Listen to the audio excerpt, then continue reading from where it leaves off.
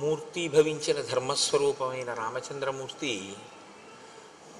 రాజ్యాన్ని పరిపాలన చెయ్యడం కోసమని తిరిగి అయోధ్యా పట్టణానికి 14 సంవత్సరముల అరణ్యవాసం పూర్తయ్యేంత వరకు రాడు అని నిశ్చయించుకున్నటువంటి భరతుడు రాజ్యమును రామునియందే న్యాసము చేసి రామచంద్రమూర్తి ప్రతినిధిగా రాజ్యం చెయ్యడానికి అంగీకరించి రామచంద్రమూర్తి యొక్క పాదుకలను వశిష్ఠ మహర్షి ప్రేరణ చెయ్యగా శిరసున దాల్చి అయోధ్యా పట్టణానికి వెళ్ళి నందిగ్రామాన్ని చేరి సింహాసనంలో పాదుకలుంచి రాజ్య పరిపాలనకి సంబంధించిన ప్రతి విషయాన్ని పాదుకలకు నివేదిస్తూ నేను పాదుకలకు కాదు నివేదిస్తున్నది రామచంద్రమూర్తికే నివేదించి ఆయన ఆజ్ఞ ప్రకారం పరిపాలన చేస్తున్నానేటటువంటి భావనతో భరతుడు రామరాజ్యాన్ని చేస్తున్నటువంటి సందర్భం దగ్గర నిన్నటి ఉపన్యాసాన్ని పూర్తి చేసి ఉన్నాం. మీరు కొంచెం జాగ్రత్తగా శ్రీరామాయణాన్ని గమనిస్తే రామాయణాన్ని శాసించేటటువంటి వ్యక్తులు వెనక నుంచి శాసించిన వారందరూ కూడా ఋషులే. యథార్థానికి రామచంద్రమూర్తి జననాన్ని శాసనం చేసినటువంటి వారు వశిష్ఠ ఋష్యశృంగాదులు, జన్మించిన తరువాత సీతారాముల యొక్క కళ్యాణాన్ని శాసించిన వారు విశ్వామిత్ర మహర్షి. తదనంతరం రాముడు ఎక్కడ ఉండాలి అన్నది నిర్ణయం చేసినటువంటి వారు భరద్వాజ మహర్షి. అసలు భరతుణ్ణి అక్కడికి పంపించచ్చా, భరతుని యొక్క శీల వైభవం ఎటువంటిది అన్నది లోకానికి ప్రకాశింపచేసినటువంటి వారు భరద్వాజ మహర్షి. ఆయన కదలికలన్నీ కూడా ఋషులతోటి ముడిపడి ఉంటాయి. ఎప్పుడూ కూడా జీవితం మహాత్ములతోటి ముడిపడి ఉండడం, వారికి విధేయుడై తాను ప్రవర్తించడం అభ్యున్నతికి హేతువుగా ఉంటుంది. మీరు మిగిలిన వాళ్ళు ఎంతమందితో కలిసి ఉండండి, అది ఒక ఎత్తు. కలిసి ఉండవద్దు అని మీరు సమాజంలో చెప్పలేరు. ఎందుచేతనంటే ఒక మనిషి సమాజంలో ఉన్నాడు అంటే మంచి చెడు రెండిటికి మధ్యన కూడా ఆయన ప్రతిరోజు స్పందించవలసినటువంటి అవసరం ఉంటుంది. నేను కేవలం మంచి వాళ్ళతో ఉంటానన్నా కుదరదు, కేవలం చెడ్డవాళ్లతో ఉండడము కుదరదు. ఎవరితో నువ్వున్నా నీలోని మంచిని నువ్వు నిలబెట్టుకొని నువ్వు లోకానికి ఉపకారం చేసేటటువంటి గుణములతో ప్రకాశించి నీ వలన ఇంకొకరికి ఇబ్బంది రాని పరిస్థితి ఉండాలి అంటే నీ లోపల కొంతమంది ఉండాలి. బయట నువ్వు ఎవరితో తిరిగి ఇబ్బంది లేదు, నీ లోపల మాత్రం ఉండాలి. నీ లోపల ఉండవలసినటువంటి వారు ఋషులు లేదా ఋషితుల్యులు. ఋషితుల్యమైనటువంటి జీవితాన్ని సమాజంలో కొంతమంది పెద్దలు గడుపుతారు. పైకి వారు కూడా మనలా సంసారంలో ఉన్నట్లుగానే ఉంటారు. అగస్త్యుడు సంసారంతో ఉన్నట్టు ఉంటాడు, భరద్వాజుడు సంసారంతో ఉన్నట్టు ఉంటాడు, అత్రి మహర్షి సంసారంతో ఉన్నట్టు ఉంటారు. కానీ వారే ఋషులు, వారే నిర్ణయం చేశారు రాముడి కదలికలు. మీరు కూడా అటువంటి ఋషిని మీ హృదయంలో ఉంచుకోవలసి ఉంటుంది. మీ యొక్క కదలికలు జీవితంలో ప్రస్థానమంతా కూడా ఆయన చేత నిర్ణయింపబడి ఉండాలి. యథార్థానికి గురువుగారి అనుగ్రహం పొందడం అన్న మాటకు అర్థం ఏమిటో తెలుసా అండి? ఇందుకు మీరు సిద్ధపడి ఉన్నారా అని గురువు చూస్తారు. మీరు ఆ స్థితిని పొందారు, గురువుగారి మాటని వేదవాక్కుగా మీరు భావన చేస్తున్నారు అన్ననాడు గురువు మీ జీవిత క్రమాన్ని నిర్ణయం చేస్తాడు. అందుకే మీరు కొంచెం జాగ్రత్తగా గమనించగలిగితే సన్యాసులందరూ గురువులు కారు, గురువులందరూ సన్యాసులు కారు. మీరు కొంచెం జాగ్రత్తగా చూడండి నేను అన్న మాటని. సన్యాసులందరూ గురువులు కావలసిన అవసరం లేదు. ఎందుకో తెలుసా అండి? సన్యాసి గురువైతే తనకి తాను బరువు. నేను ఎందుకు ఈ మాట అంటున్నానంటే సన్యాసి అన్న మాటకు అర్థం ఏమిటంటే సత్తు యందు న్యాసము చేశాడు ఆయన. ఆయనకి ఇంకా తను చెయ్యవలసిన పని అన్నది ఆయనకేం లేదు. ఏమీ లేని వాడికి మళ్ళీ మీ గురించి యోగక్షేమాలు ఆయన విచారణ చేయడం మొదలెట్టాడు అనుకోండి, ఆయన మీ యోగక్షేమాలు విచారణ చేసి మీ అభ్యున్నతి గురించి ఆయన ప్రయత్నం చేయడం మొదలుపెట్టారు అనుకోండి, ఆయన మీకు ఆశీర్వచనాలు చేయడం, మీ ఇల్లు బాగుండాలని, మీ వ్యాపారాలు బాగుండాలని, మీ పిల్లల చదువులు బాగుండాలని, మీ పిల్లలకి పెళ్ళిళ్ళు అవ్వాలని ఆయన ఆశీర్వచనాలు చేస్తూ కూర్చున్నారనుకోండి, అప్పుడు ఆయన సన్యాసం ఏమైంది? కుదరదు. ఆయన లోకం వైపుకి కొంత దృష్టిని మరల్చవలసి వచ్చింది. అలా దృష్టి మరల్స్తే ఎంతవరకు మన అభ్యున్నతి కొరకు దృష్టి మరల్చారో అంతవరకు ఈశ్వరుడి వైపుకి తదేక దృష్టితో ఉండగలిగిన స్థితిని కోల్పోయాడా లేదా? కోల్పోయారు.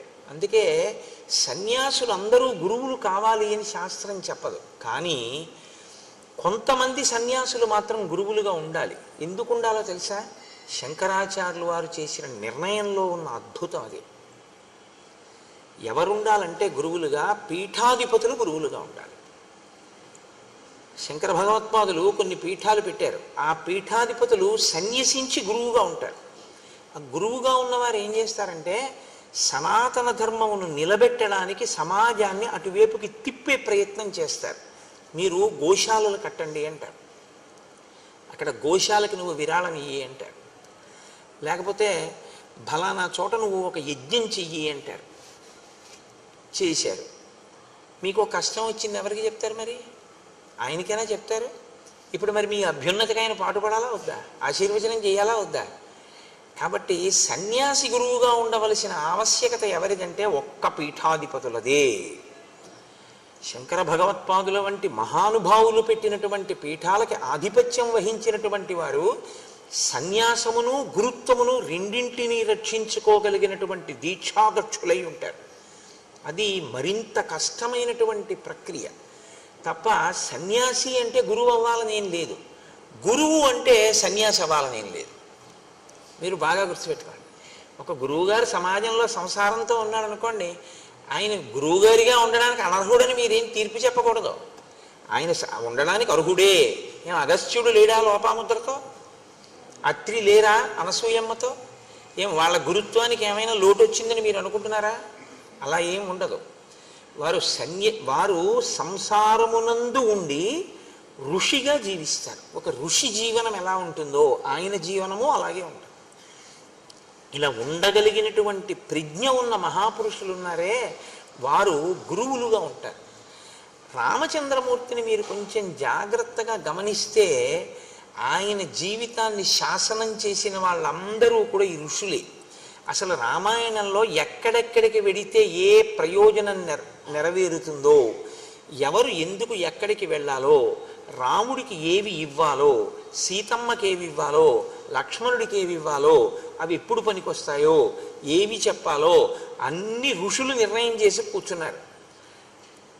ఎప్పుడు అవసరమో అప్పుడు రాముని యందు ఆ అనుగ్రహాన్ని ప్రకాశింపజేశారు. అవసరమైంది యుద్ధకాండలో ఆదిత్య హృదయాన్ని వెళ్ళి ఉపదేశం చేశారు అగస్త్య మహర్షి. అవసరమైంది అగస్త్య మహర్షి ఆయనకి కావలసినటువంటి ఆయుధాలని ఇప్పించారు. అవసరమైంది భరద్వాజ మహర్షి చిత్రకూటంలో ఉండవలసిన అవసరాన్ని చెప్పారు. ఇలా మీరు కొంచెం జాగ్రత్తగా గమనిస్తే ఋషులతో రామునికి ఉండేటటువంటి అనుబంధం మీకు బాగా ద్యోతకమవుతుంది. నేను అందుకే మీతో తరచూ ప్రస్తావన చేస్తుంటాను. శ్రీరామాయణాన్ని జరిగిపోయిన కథ అని మీరు చూడకండి. రాముడు ఎవరితో అనుబంధం పెట్టుకుంటూ ఉంటాడు, ఎవరితో మాట్లాడుతుంటాడు. ఎవరు లేకపోతే రాముడు ఉండలేడు, ఎవరు లేకపోయినా రాముడు ఉండగలడు. మిమ్మల్ని చూడమని చెప్తా. మీరు చాలా జాగ్రత్తగా పరిశీలించాలి రామాయణాన్ని. దశరథుడు వెంటపడ్డాడు, నువ్వు లేకపోతే నేను ఉండలేనని. ఉన్నాడా అయోధ్యలో? నువ్వు లేకపోతే నేను ఉండలేనని కౌసల్య వెంటపడింది. ఉన్నాడా అయోధ్యలో? మరి ఎవరు లేకపోతే రాముడు నేను ఇక్కడ ఉండలేనని వెళ్ళిపోయే ఘట్టం ఏమైనా ఉంటుందా రామాయణంలో? ఎక్కడైనా వీళ్ళు లేరండి అందుకని నేను ఇక్కడ ఉండలేకపోతున్నానండి, నేను ఇక్కడి నుంచి వెళ్ళిపోతానండి అని రాముడు వెళ్ళిపోయినది ఏదైనా ఉందా? అలా వెళ్ళిపోతే రాముడు ఎప్పుడు, లక్ష్మణుడు రాముడిని ఎలా సేవిస్తాడో రాముడు కూడా ఎవరిని చూడకుండా ఉండలేడో వాళ్ళ దగ్గర ఉంటాడని గుర్తు. రాముడు ఎవరిని సేవిస్తున్నాడని మీరు రామాయణంలో పట్టుకుంటారో మీరు కూడా మీ జీవితంలో అలా సేవిస్తూ ఉండాలి. సేవించడం అంటే ఒక మాట గుర్తుపెట్టుకోండి, ఎప్పుడూ శారీరకంగా దగ్గర ఉండడం కాదు, గురువుని మీ మనసులో పెట్టుకోవడం, గురువాక్యాన్ని మీ మనసులో పెట్టుకుని ఉండడం. ఎప్పుడు ఏది చేసినా మనం త్రికరణ శుద్ధిగా గురువైభవానికి మనం దోహదం చేస్తున్నామా, ఆయన మాటని అనుష్ఠాన పర్యంతంలోకి తీసుకొస్తున్నామా, ఇది మీకు మీరు పరిశీలన చేసుకోవలసినటువంటి విషయం. దానికి ఎవ్వరూ న్యాయమూర్తులు ఉండరు, ఉండే అవకాశం ఉండదు కూడా. ఒకవేళ అలా పరిశీలించి చూసి పట్టుకున్నా, పట్టుకోవాలనుకుంటే అది పెద్ద విశేషం ఏం కాదు, పట్టుకుంటారు పెద్దలు. పట్టుకున్నా వారు దాని మీద తీర్పు కూర్చోరు. ఎందుకు కూర్చోరో తెలుసా అండి? వాళ్ళ పుణ్యం పోతుంది. ఆయనకి ఎందుకు? నువ్వు అలా ఉన్నావా లేదా నీ వంతు. ఆయన బాధ్యత ఏమిటి? ఒక మాట చెప్పాడు వినలేదు, రెండో మాట చెప్తాడు, రెండో మాట చెప్పాడు వినలేదు, మూడో మాట చెప్తాడు, మూడో మాట చెప్పాడు వినలేదు, నాలుగో మాట చెప్తాడు, నాలుగో మాట చెప్పాడు వినలేదు, ఐదో మాట చెప్తాడు. ఇన్ని మాటలు చెప్తున్నాడని ఆయన దూరంగా పోయాడు అనుకోండి, ఆయన కర్మ. మీరు ఇది బాగా పట్టుకోవాలండి జీవితంలో. రామాయణ కథ 5 నిమిషాల్లో చెప్పేస్తాను, అది పెద్ద విశేషం కాదు. రామాయణాంతర్గతమై మన జీవిత అభ్యున్నతికి పనికొచ్చే విషయాన్ని పట్టుకోవడంలో మాత్రం ఏమరపాటు చెందకండి. మీరు ఈ భూమి మీద కాదు, ఎక్కడో సముద్ర మధ్యంలో ఉన్నా కూడా గురువుగారి మనసులో ఉన్నారనుకోండి, అది నిజమైన శిష్యుడని గుర్తు. ఆయన శిష్యుడు. ఎందుచేత అంటే గురువు గారిని మనసులో పెట్టుకుని ఉన్నాడు. ఆయనకి పక్కన ఉండక్కర్లేదు, గురువు గారు ఆయనలో ఉంటారంతే, ఎప్పుడూ ఉంటారు. ఆయన ఎప్పుడు అంతేవాసిత్వంతో ఉంటాడు. అది చాలా మహోన్నతమైన స్థితి. రాముడు ఆ స్థితిని పొందాడు. అలా పొందకుండా తిరగడం గురువుగారితో, జీవితం ఇంకొకలా ఉండకూడదు. అది దోషభూయిష్టం. దానివల్ల ఏమైనా ప్రయోజనం ఉంటుందని మీరు అనుకుంటారు, కానీ నేను మీకు ఒక సత్యం చెప్పవలసి వస్తే మీకు పాపమే సంక్రమిస్తుంటుంది. ఎందుకో తెలుసా అండి? రుణపడిపోతారు మీరు గురువుగారికి. ఆయన చెప్తున్నది ఒకటి, ఆయన ధార్మిక దృష్టి ఒకటి, మీ అనుష్ఠానంలో అది లేదు. అప్పుడు ఏమవుతుందంటే గురువాక్య ధిక్కార దోషం మీకు పడుతుంటుంది. మీరు జాగ్రత్తగా ఆలోచించండి, అవునా కాదా? కాబట్టి గురుభక్తి అన్న మాటకు అర్థం ఏంటంటే గురువు గారు మీకేం చెప్పారో దాన్ని మీరు అనుష్ఠిస్తున్నారా లేదా, దీనికి మీకు మీరు సాక్షిగా కూర్చోవలసి ఉంటుంది. శ్రీరామాయణం ఇది ఒక అద్భుతమైనటువంటి స్థితిలోకి తిప్పుతుంది. అయోధ్యకాండలో చిట్ట చివర తిప్పినటువంటి మలుపు అనన్య సామాన్యమైన మలుపు. ఇప్పటి వరకు తపోనిష్టాగరిష్ఠులైనటువంటి ఋషులను దర్శింపచేస్తారు మహర్షి.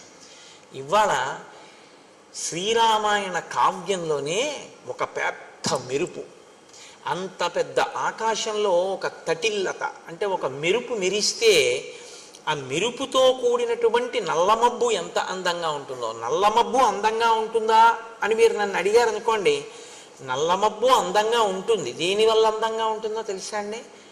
గుణము చేత అందంగా ఉంటుంది. నల్లమబ్బు నల్లమబ్బుగా అందం కాదు. నల్లమబ్బు యొక్క అందం ఏమిటంటే దాని చల్లతనం నీరు పట్టుకొచ్చి మీ మీద వర్షించేటటువంటి దాని లక్షణం, అది దాని అందం. ఇది ఆంతరమైన అందం మబ్బుది. ఆంతరమైన అందమున్న మబ్బు బాహ్యమునందు కూడా శోభిల్లుతుంది. ఎప్పుడు? ఒక సౌదామిని అంటే ఒక మెరుపు తీగ నల్లమబ్బులో ఇలా ఏర్పడింది అనుకోండి, తళుక్కున ఒక్కసారి కనపడింది అనుకోండి, ఇప్పుడు నల్లమబ్బు అందంగా ఉంటుంది. నల్లమబ్బులో ఈ కంటికి కనపడని అందాన్ని అందంగా కనపడేటట్టు చేసింది ఎవరో తెలుసా అండి? మెరుపు తీగ. అందుకే మంత్రపుష్పం చెప్తే ఓ మాట చెప్తారు చివర, నీలతోయద మధ్యస్థ విద్యుల్లేకే భువాస్వర అని. అదే కారణం. ఆ నల్ల మబ్బు మీద మెరిసినటువంటి మెరుపు తీగతో కూడిన మబ్బు ఎలా ఉంటుందో, భగవంతుని యొక్క గుణములను అనుభవించి అమ్మవారి అనుగ్రహంతో దాని యొక్క వైభవాన్ని నువ్వు గుర్తు పెట్టుకొని లోపల సాకారముగా నిలబెట్టుకోగలిగినటువంటి స్థితిని పొందకపోతే నీవు తరించడానికి మార్గం ఏమైనా ఉందని అనుకుంటున్నావా? నువ్వు ఇప్పటిదాకా వేసిన పూలు, నువ్వు ఇప్పటిదాకా చేసిన పూజ ఇవి కాదు నిజానికి నువ్వు తరించడానికి మార్గం. నాణ్యపంధాయనాయ విద్యతే, తెలుసుకో బాగా. నాణ్యపంధ, ఇంకొక మార్గం లేదు, ఇదొక్కటే మార్గం. ఏదొక్కటే మార్గం? ఇక్కడే ఈశ్వరుడు ఉన్నాడు అని నువ్వు తెలుసుకోవడం ఒక్కటే నీకు మార్గం. ఇక్కడ ఉన్న ఈశ్వరుడి వైపుకి అడుగులు వెయ్యాలి అంటే బయటి అడుగులు ఆగిపోవాలి, లోపలికి అడుగులు ప్రారంభం కావాలి. బయట అడుగులు ఆపి అడుగులు లోపలికి వెళ్ళేటట్టు చేయగలిగిన ప్రజ్ఞ లోకంలో ఉన్నవాడు ఒక్కడే గురువు. అందుకే లలితా సహస్రంలో ఒక నామం ఉంది, అంతర్ముఖ సమారాధ్య బహిర్ముఖ సుదుర్లభ. బయట తిరిగితే దొరుకుతుందా? దొరకదు. అంతర్ముఖం అయితే దొరుకుతుంది. బహిర్ముఖం నీ అంత నువ్వు అయిపోగలవు, దానికి ప్రజ్ఞే ఉండదు. ఎవడైనా అయిపోతాడు బహిర్ముఖుడు, అది దానికి పెద్ద విశేషం ఏముందండి. అంతర్ముఖుడివికా ఇంద్రియాలు పనిచేస్తున్న చెయ్యని స్థితిలోకి తీసుకెళ్ళి చూస్తాను. నువ్వు ఇలా కళ్ళు మూసు కూర్చుంటే కాలింగ్ బెల్ కొడితే నీకు వినపడకూడదు, ఉండగలవా? అప్పుడు నీ చెవిలోని వినికిడి శక్తి ఏమవ్వాలి? నిద్రలో ఎలా వెళ్ళిపోతుందో అలా వెళ్ళిపోవాలి. ఎక్కడికి వెళ్ళిపోవాలి? మనసు తీసేసుకోవాలి. అప్పుడు తీసుకున్న మనసు ఏం చేయాలి? ఈశ్వర పాదముల దగ్గరికి వెళ్ళిపోవాలి. వెళ్ళిపోతే చూడగలిగిన శక్తిని వెనక్కి తీసుకున్న మనసు దేన్ని చూడాలి? ఈ శక్తితో ఇంకోటి చూడాలి. ఏది చూడాలి? నీలతో యద మధ్యస్థ విద్యుల్లేకే భువాస్వర. మెరుపు తీకతో కూడిన నల్లమబ్బు తలుక్కునొక్కసారి మెరుస్తుంది. చాలాసేపు చూడాలని ఉంటుంది, కానీ మీకు చూడడం కుదరదు. అలా మెరుపు తీగ గంట సేపు ఏమి ఉండదు, ఒక్కసారి మెరుస్తుంది. గురువాక్య శ్రవణము చేత మీ యందు కలిగినటువంటి నిరతిశయమైన భక్తి చేత మీ లోపల మెరిసినటువంటి ఈశ్వర స్వరూపాన్ని ధ్యానమునందు తదేకంగా పట్టుకోవడానికి మీకు గురువాక్యం ఉపకరిస్తుంది, అంతర్ముఖం అవడానికి పనికొస్తుంది. యథార్థానికి ఈ వెనక్కి అడుగులు ఎవరు వేశాడో వాడే తరిస్తున్నాడు.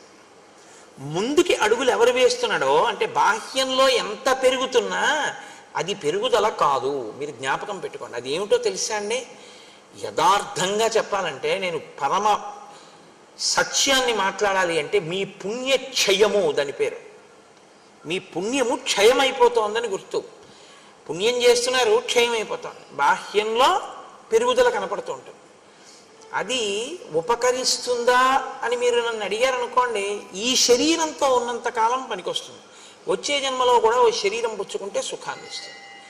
కానీ అసలు ఈ సుఖము దుఃఖము కాదు, నేను ఈశ్వరుణ్ణే చేరాలన్నారనుకోండి, ఈ బయట అడుగులు కాదు, లోపలికి అడుగులు కావాలి. లోపలికి అడుగులు కావాలి అంటే ప్రయత్నపూర్వకంగా మీరు బయటి అడుగులు ఆపేయవలసి ఉంటుంది.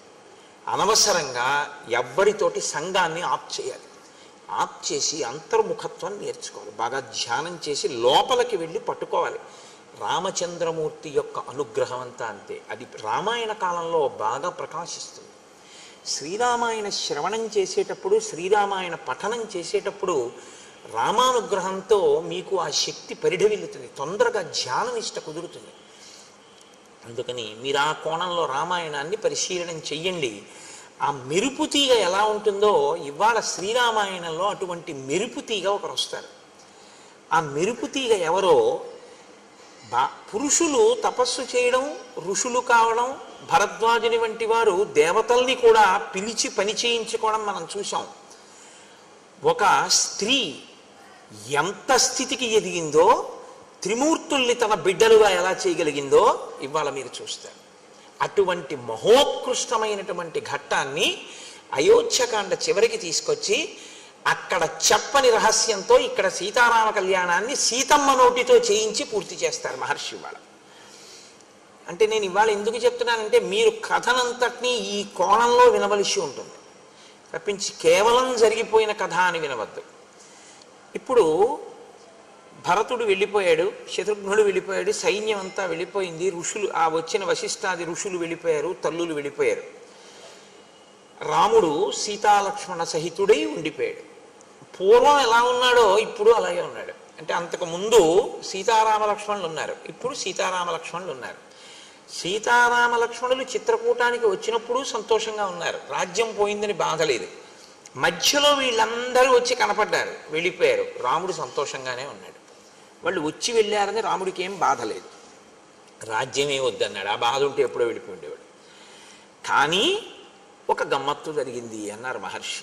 ఏం జరిగింది అంటే, ఆ చిత్రకూట పర్వతం మీద ఉండేటటువంటి ఋషులు రాముణ్ణి చూసినప్పుడల్లా నోటితో మాట్లాడుకోవడం మానేసి 15 మంది 20 మంది అలా గుంపులు గుంపుల కింద చేరి ఇలా కళ్ళతోటే చూపించేవారట. ఇలా చూపించి అని ఏదో మాట్లాడుకునేవారు. ఎంత గమ్మత్తుగా మాట్లాడతారంటే మహర్షి, వాళ్ళు నోటితో మాట్లాడుకోలేదు, కనుసైగలే చేశారు. మాట మాట్లాడితే ఒక సావకాశం ఉంటుందండి. ఏమిటవుతుందంటే, మీరు అసలు ఏమనుకుంటున్నారో నాకు అర్థమైపోతుంది. మీరు నాకు అర్థం కాకుండా, అర్థం ఎప్పుడవుతుందంటే రెండు కోణాల్లోనూ అనుమానం వస్తుంది.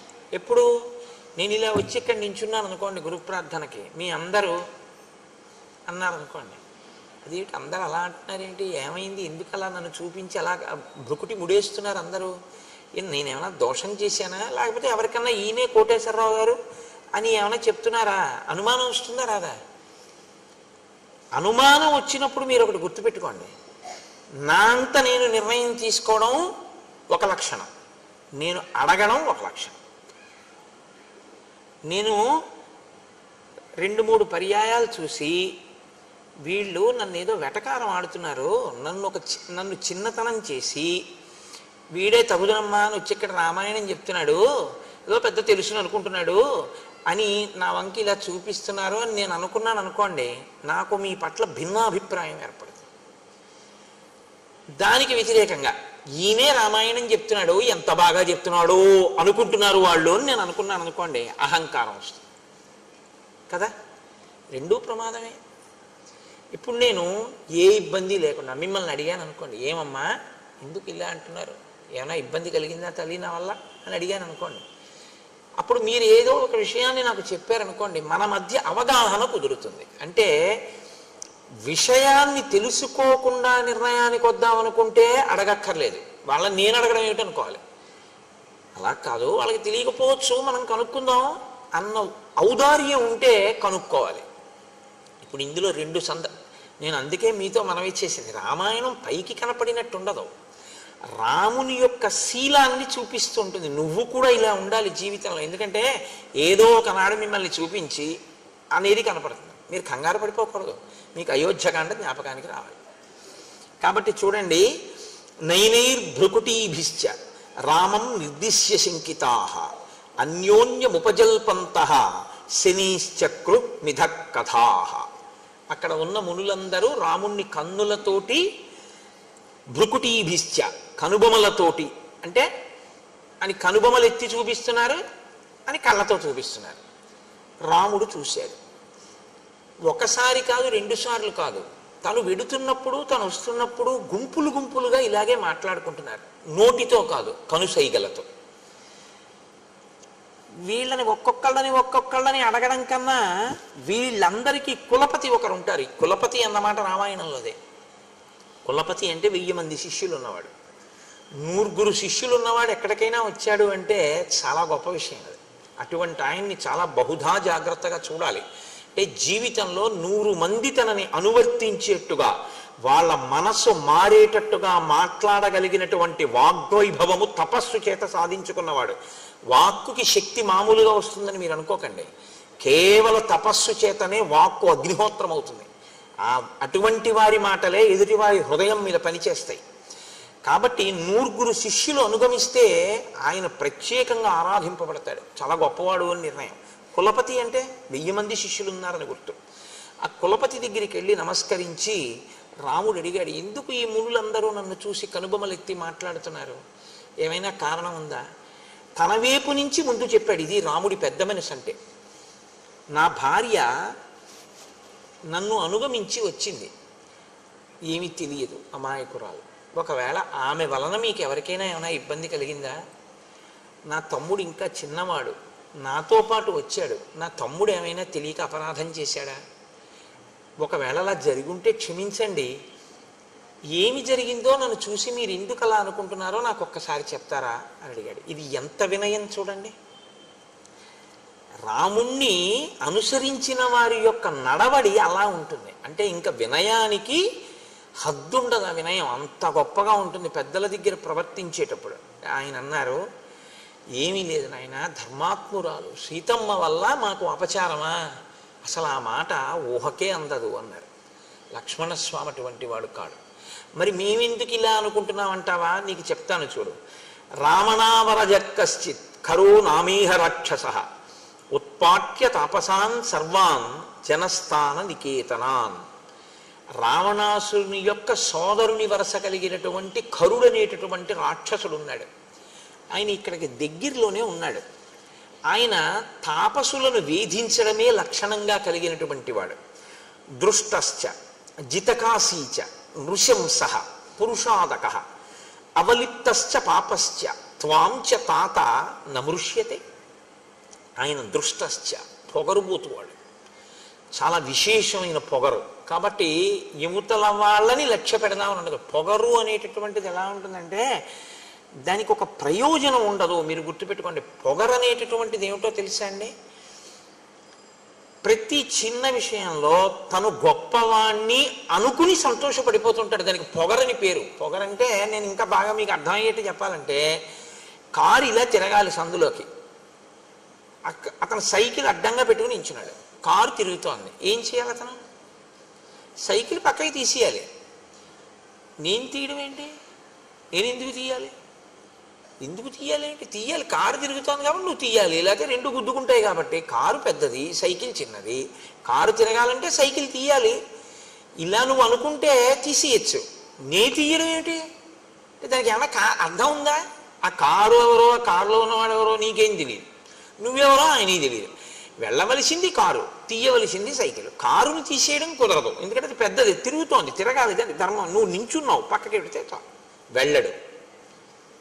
ఒకవేళ మీరు ఏమయ్యా అలా నించోపోతే కొంచెం పక్కకి తీయచ్చు కదా అన్నారు అనుకోండి, నువ్వు వెళ్ళొచ్చుగా అలా అంటాడు. దానికి పొగరని పేరు.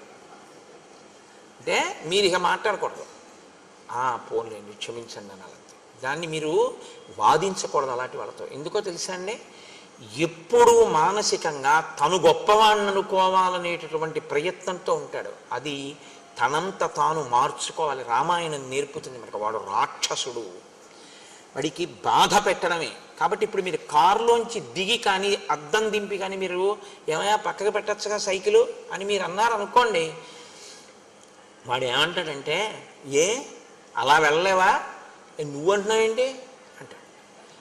మాట పెరిగి దాని గురించి నేను ఎందుకు చెప్పడం. కాబట్టి అది పొగరు, అది ఉండకూడదు జీవితంలో. అది చాలా దోషభూయిష్టం అండి. అది దానికి అసలు అర్థమేమి ఉండదు. ఇంకా పరిచయం లేకుండా కూడా ఎంత పొగరుగా ఉంటారో నేను చెప్పలేను. చాలామందిని చూస్తూ ఉంటాం. అది దిద్దబడాలి. నేను అందుకే చెప్తూ ఉంటాను, రామాయణం పెద్దలతో పాటు పిల్లలు కూడా వినాలి. అవగుణములు పోతాయి, వాళ్ళు సంతోషంగా ఉంటారు, సమాజం సంతోషంగా ఉంటుంది. అంటే ముని ఎలా చెప్తున్నారో చూడండి. మునికి దోషం పట్టుకునే లక్షణం ఉండదు, కానీ అవతల వాడి గురించి ఒక నిష్పాక్షికమైన మాట. దృష్టశ్చ జితకాశీచ. వాడికి పని ఏమిటంటే పొగర ఎక్కడుందో అక్కడ నిష్కారణ యుద్ధాన్నది ఆహ్వానిస్తుంది. దానికి ఏం కారణం లేకుండా వాడు గొడవకు వస్తాడు. గొడవకు వచ్చేది వాడు ఎందుకంటే ఎప్పుడు వాడు గెలవాలని. కాబట్టి మీరు ఏ మాట అంటే చిన్నబుచ్చుకుని మనకెందుకు వీడితో వెళ్ళిపోతారో అలా వాడు మెట్లు ఎక్కేస్తాడు. మీరు అలా ఎక్కలేరు కాబట్టి చిన్నబుచ్చుకుని వెళ్ళిపోతారు. అదే వాడి గెలుపు. ఎన్ని మాటలు గెలిచాడో అన్ని మాటలు ఉండకూడని రీతిలో ప్రవర్తిస్తూ ఉంటాడు. జితకాశీచ నృశంస. క్రూరుడు. క్రూరుడంటే అవతల వారి బాధ తనకి సంతోష హేతువుగా బతికేటటువంటి వాడు. పురుషాదక. మనుష్యుల్ని తింటూ ఉంటాడు, వాడికి అదొక లక్షణం. అవలిప్తశ్చ. విపరీతమైనటువంటి గర్వం. ఇవన్నీ మనసులో పెట్టుకుని నా అంతవాణ్ణి నేను అనుకుంటూ ఉంటాడు ఎప్పుడు. పాపశ్చ. పాపశ్చ అంటే వాడు ఈశ్వరుడి వైపుకి అడుగులు వెయ్యకుండా వీడు చేసిన ఈ పనులే వాడికి ప్రతిబంధకంగా వస్తాయి. ఇది ఎక్కువైతే ఏమవుతుందో తెలుసా అండి, రామాయణంలో మీరు అది పట్టుకోవాలి. పాపం పెరుగుతూ ఉంటే మీరు భగవంతుడి వైపుకి వెళ్ళి మనసు మార్చుకున్నారా, పాపం తరిగి ఈశ్వరుడి వైపుకి ఎడతారు. మీరు ఈశ్వరుడి వైపు అడుగులు వేయకుండా పాపాన్ని పెంచుకున్నారా, ఈశ్వరుడి చేతిలో నిహతులవుతారు. అప్పుడు ఏం చేయాలంటే ఈశ్వరుడికి ఇంకొక మార్గం ఉండదు, కాబట్టి పడగొట్టేస్తాడు ఆయన. వీడు మారట్లేదు, నేనేం చేయను, ఇంక ఉపాధి ఇచ్చినందుకు చేస్తున్నాడు ఈ అల్లరి, కాబట్టి ఉపాధి తీసేయాలి. ఇప్పుడు మీరు పిల్లాడిని ఆడుకోరా అని చెప్పి ఏదో చిన్న ధనస్సు, ప్లాస్టిక్ ధనస్సు ఇచ్చారండి, వాడు అది పెట్టి అందరినీ కొడుతున్నాడు. ఇంటికి ఎవరో పెద్ద మనుషులు వచ్చారు, మీరు సంతోషంగా అయ్యా మంచినీళ్ళు తాగుతారా అని లోపలికి వెళ్ళారు. వచ్చిన ఆయన వేదం చదువుకున్న ఘనాపాఠి. ఇంటికి వచ్చారు, మీరు లోపలికి వెళ్ళారు, ఆయన ఏదో కళ్ళు మూసుకుని మంత్రం చేసుకుంటున్నారు. వీడు వచ్చి ఆ ధనస్సు తిరగేసి ఆ ప్లాస్టిక్ ధనస్సు పెట్టి ఆయన కొట్టాడు తొడ మీద. ఆయన ఘనాపాఠి, ఆయన వేదం చదువుకున్నవాడు, ఆయనకి తెలుసు. ఆయన నవ్వేసి తప్పు నాన్న అలా కొట్టకూడదు అన్నాడు. మీరు చూసారు, ఏం చేస్తారు ఇప్పుడు? కొట్టకని బోధ చేస్తారా, ముందు ఆ ధనస్సు లాగేస్తారా? చెప్పండి నాకు. తీసేస్తారు ముందు పిల్లాడి చేతిలో నుంచి. ఈశ్వరుడు కూడా అంతే. ఇది వీడికి ఇచ్చాను కాబట్టి వీడి ఇలా బాధ పెట్టేస్తున్నాడు, కాబట్టి తీసేస్తాను, ఇంకా తప్పదని తీసేస్తాడు. అదే పాపమును తీయడానికి ఈశ్వరుడు రావడం అన్న మాటకు అర్థం అది. నువ్వు పెంచుకుంటూ పోతే నిన్ను తీసేయడం వినా మార్గం లేని స్థితి వస్తుంది. నువ్వు ఏదైనా అడ్డు పెట్టుకుని విపరీతంగా అహంకరిస్తే దాన్ని తీసేయడం వినా ఈశ్వరుడికి ఇంకో మార్గం లేకుండా పోతుంది. ఇది ఎప్పుడూ చాలా జాగ్రత్తగా జ్ఞాపకం పెట్టుకోవాలి. ఇంకో పెద్ద ధనస్సు, ఇంకో 4 బాణాలు కూడా ఎప్పుడు ఇస్తాడు తండ్రి గారు? తాతగారండి ఇంటికి ఎవరో పెద్దలు వచ్చారు, బాణం అక్కడ పెట్టేసి ఆయన కాళ్ళకి దండం పెట్టాను తాతగారండి అన్నాడు అనుకోండి, మనవాడు ఏది అడిగినా కొనిస్తాడు తాతగారు. ఇంకో తుపాకీ కూడా బొమ్మ కూడా కొనిచ్చిస్తాడు. ఎందుకని? ఇంటికి గణపతి గారు వస్తే కొట్టడు, వాడు దండం పెడతాడు. వాడికి తెలుసు, యుక్తాయుక్త విచక్షణ తెలుసు. కాబట్టి ఎవరికి ఇస్తాడు ఈశ్వరుడు? ఎవడు ఈశ్వరుడు చెప్పినట్టు వాడతాడో విభూతిని వాడికి ఇస్తాడు. ఎవడు ఈశ్వరుడు ఇచ్చిన దాన్ని ఈశ్వరుడు చెప్పని దానికి వాడుతున్నాడో వాడికి ఆ విభూతి తీసేస్తాడు. దీన్ని మీరు గుర్తు పెట్టుకోవడమే పాపము అని పేరు. అది అవతల పెరుగుతుంది, పెరగడం అని పడిపోవడానికి. రాముడితో చెప్తున్నాడు ఈ విషయాలు. కాబట్టి కరుడు ఎవరి చేతిలో పడిపోతాడు? రాముడి చేతిలోనే పడిపోతాడు. తర్వాత అరణ్యకాండ వచ్చేస్తోంది రేపటి నుంచి, పడిపోతాడంతే. 14,000 మంది వచ్చినా ఒక్కడే పడగొట్టేస్తాడు.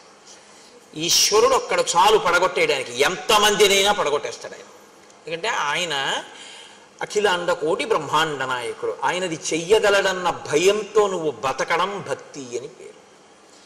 అది లేని విచ్చలవిడితనం ప్రమాదమునకు హేతువై ఉంటుంది. కాబట్టి అవలిప్తశ్చ పాపశ్చ త్వాంచ తాత నమృష్యతే. నాయన, ఈ కారణం చేత మేము ఇక్కడ ఉండకుండా బయలుదేరాలి అనుకుంటున్నాం. తర్వాత అతను నీ ఉనికిని సహించలేకపోతున్నాడు. ఎందుకో తెలుసా? నీవు క్షత్రియుడవు, నువ్వు కావాలి అని ఇంతమంది వచ్చి రాజ్యపాలన చేయమని అడుగుతున్నారు. నీకు శస్త్రాస్త్రములు తెలుసు, నువ్వు చేతిలో ఒక గొప్ప కోదండాన్ని, అక్షయబాణ తూణీరాల్ని, కవచాన్ని కట్టుకు తిరుగుతున్నావు. నీవు అతనితో యుద్ధం చేస్తావేమో, మాతో కలిసి ఉంటున్నావు కాబట్టి మమ్మల్ని రక్షించి అతన్ని పడగొడతావేమో అని వాడు భయపడుతున్నాడు. ఆ భయపడడం వల్ల ఏం చేస్తున్నాడో తెలుసా? తం యదా ప్రభృతి హ్యస్మిన్ ఆశ్రమే తాతవర్తసే తదా ప్రభృతి రక్షాంసి విప్ర కుర్వంతి తాపసాన్. నీవు ఇక్కడికొచ్చి మేము నీతో అన్యోన్యంగా ఉండి నువ్వు మాతో అన్యోన్యంగా ఉంటే రేపు మనిద్దరికీ శత్రువు అతను కాబట్టి మమ్మల్ని రక్షించడానికి నువ్వు తనని వేధిస్తావని అనవసరంగా మమ్మల్ని ఎక్కువగా వేధిస్తున్నాడు. ఇప్పుడు విచిత్రమైనటువంటి వికృతమైన రూపాలు చూపిస్తున్నాడు. మేము భయపడిపోతున్నాం. హోమం చేసుకుందాం అక్కడ సృక్కులు స్రవాలు పెట్టుకుంటే విసిరేస్తున్నాడు, నెయ్యి పెట్టుకుంటే వంపేస్తున్నాడు, అగ్నిహోత్రాన్ని వేలిస్తే ఆర్పేస్తున్నాడు, తాపసులు అలా వెళ్ళిపోతుంటే పట్టి చంపేసి తినేస్తున్నాడు. పూర్వం వీళ్ళు మన్నేం చేస్తారని ఊరుకునేవాడు. ఇప్పుడు మా యందు క్రోధం అతిశయించింది. దీనికి కారణం నువ్వు ఇక్కడికి రావడమే. అందున ఇప్పుడు నీ వాళ్ళందరూ వచ్చారు కాబట్టి ఇప్పుడు ఉంటాడా? అసలు ఊరుకోడు. మమ్మల్ని అందరినీ ఇలా వరుసగా చంపేస్తున్నాడు. అందుకే నువ్వు ఇక్కడుండు, మేము ఇంకో చోటుకి వెళ్ళిపోతాం. నువ్వు వెళ్ళు, నువ్వు వచ్చాక మాకు ఇబ్బందులు వస్తున్నాయని మేము అనం. ఎందుకో తెలుసా? ఇది మర్యాద అన్నమాట. మనమైతే కోర్టులో కేసులన్నీ ఏమిటంటే ఇది నాది, ముందు నేను వచ్చాననే గొడవలు. మునుల గొప్పతనం ఏంటంటే నువ్వు వచ్చావు ఉండు, మేము వెళ్ళిపోతాం ఇక్కడి నుంచి. ఇతరుల ప్రశాంతత కోరుకుంటారు తప్ప తమ అధికారాన్ని వాళ్ళు కోరుకోరు. వాళ్ళని మునులు అంటారు. మౌనంగా ఉండి ఎప్పుడూ ఈశ్వర విషయాన్ని మననం చేస్తారు కాబట్టి వాళ్ళకి ముని అని పేరు. కాబట్టి మేము వెళ్ళిపోతాం నాయన ఇక్కడి నుంచి అని అన్నారు. ఆయన ఇంటికి వాళ్ళందరూ వేరే చోట కందమూలాలు దొరుకుతాయి అక్కడికి మేము వెళ్ళిపోతాము అని చెప్పి వెళ్ళిపోయారు. కానీ రాముడుట వాళ్ళు వెళ్ళిపోతే ఉండలేకపోయాట. ఇది మీరు పట్టుకోవాలి. మిగిలినవి ఏమి పోయినా ఉంటాడు, ఋషులు లేకపోతే ఉండలేకపోయాట. ఎందుకు అంటేట తనన్నా వాళ్ళ ఆశ్రమానికి వెళ్ళి కూర్చునేవాట, వాళ్ళన్నా రాముడి దగ్గరికి వచ్చేవాట. ఎందుకండి? ఏముంటుంది వాళ్ళకి? వాళ్ళ దగ్గరికి వెళ్ళి మంచి విషయాలు అడిగి తెలుసుకునేవాడు. లేదా వాళ్ళందరినీ పిలిచి కూర్చోపెట్టి కందమూలాలు పెట్టి వాళ్ళందరినీ 4 మంత్రాలు చదవమని 4 మంచి మాటలు వాళ్ళ దగ్గర వినేవాడు. అటువంటి వాళ్ళు దగ్గరుండి వాళ్ళ మంచి మాటలు వినకపోతే నేను ఒక్కడినే ఏదో 14 ఏళ్ళు పూర్తి చేసేయడానికి అడవిలో ఉన్నానంటే అడవిలో ఉన్నానడానికే.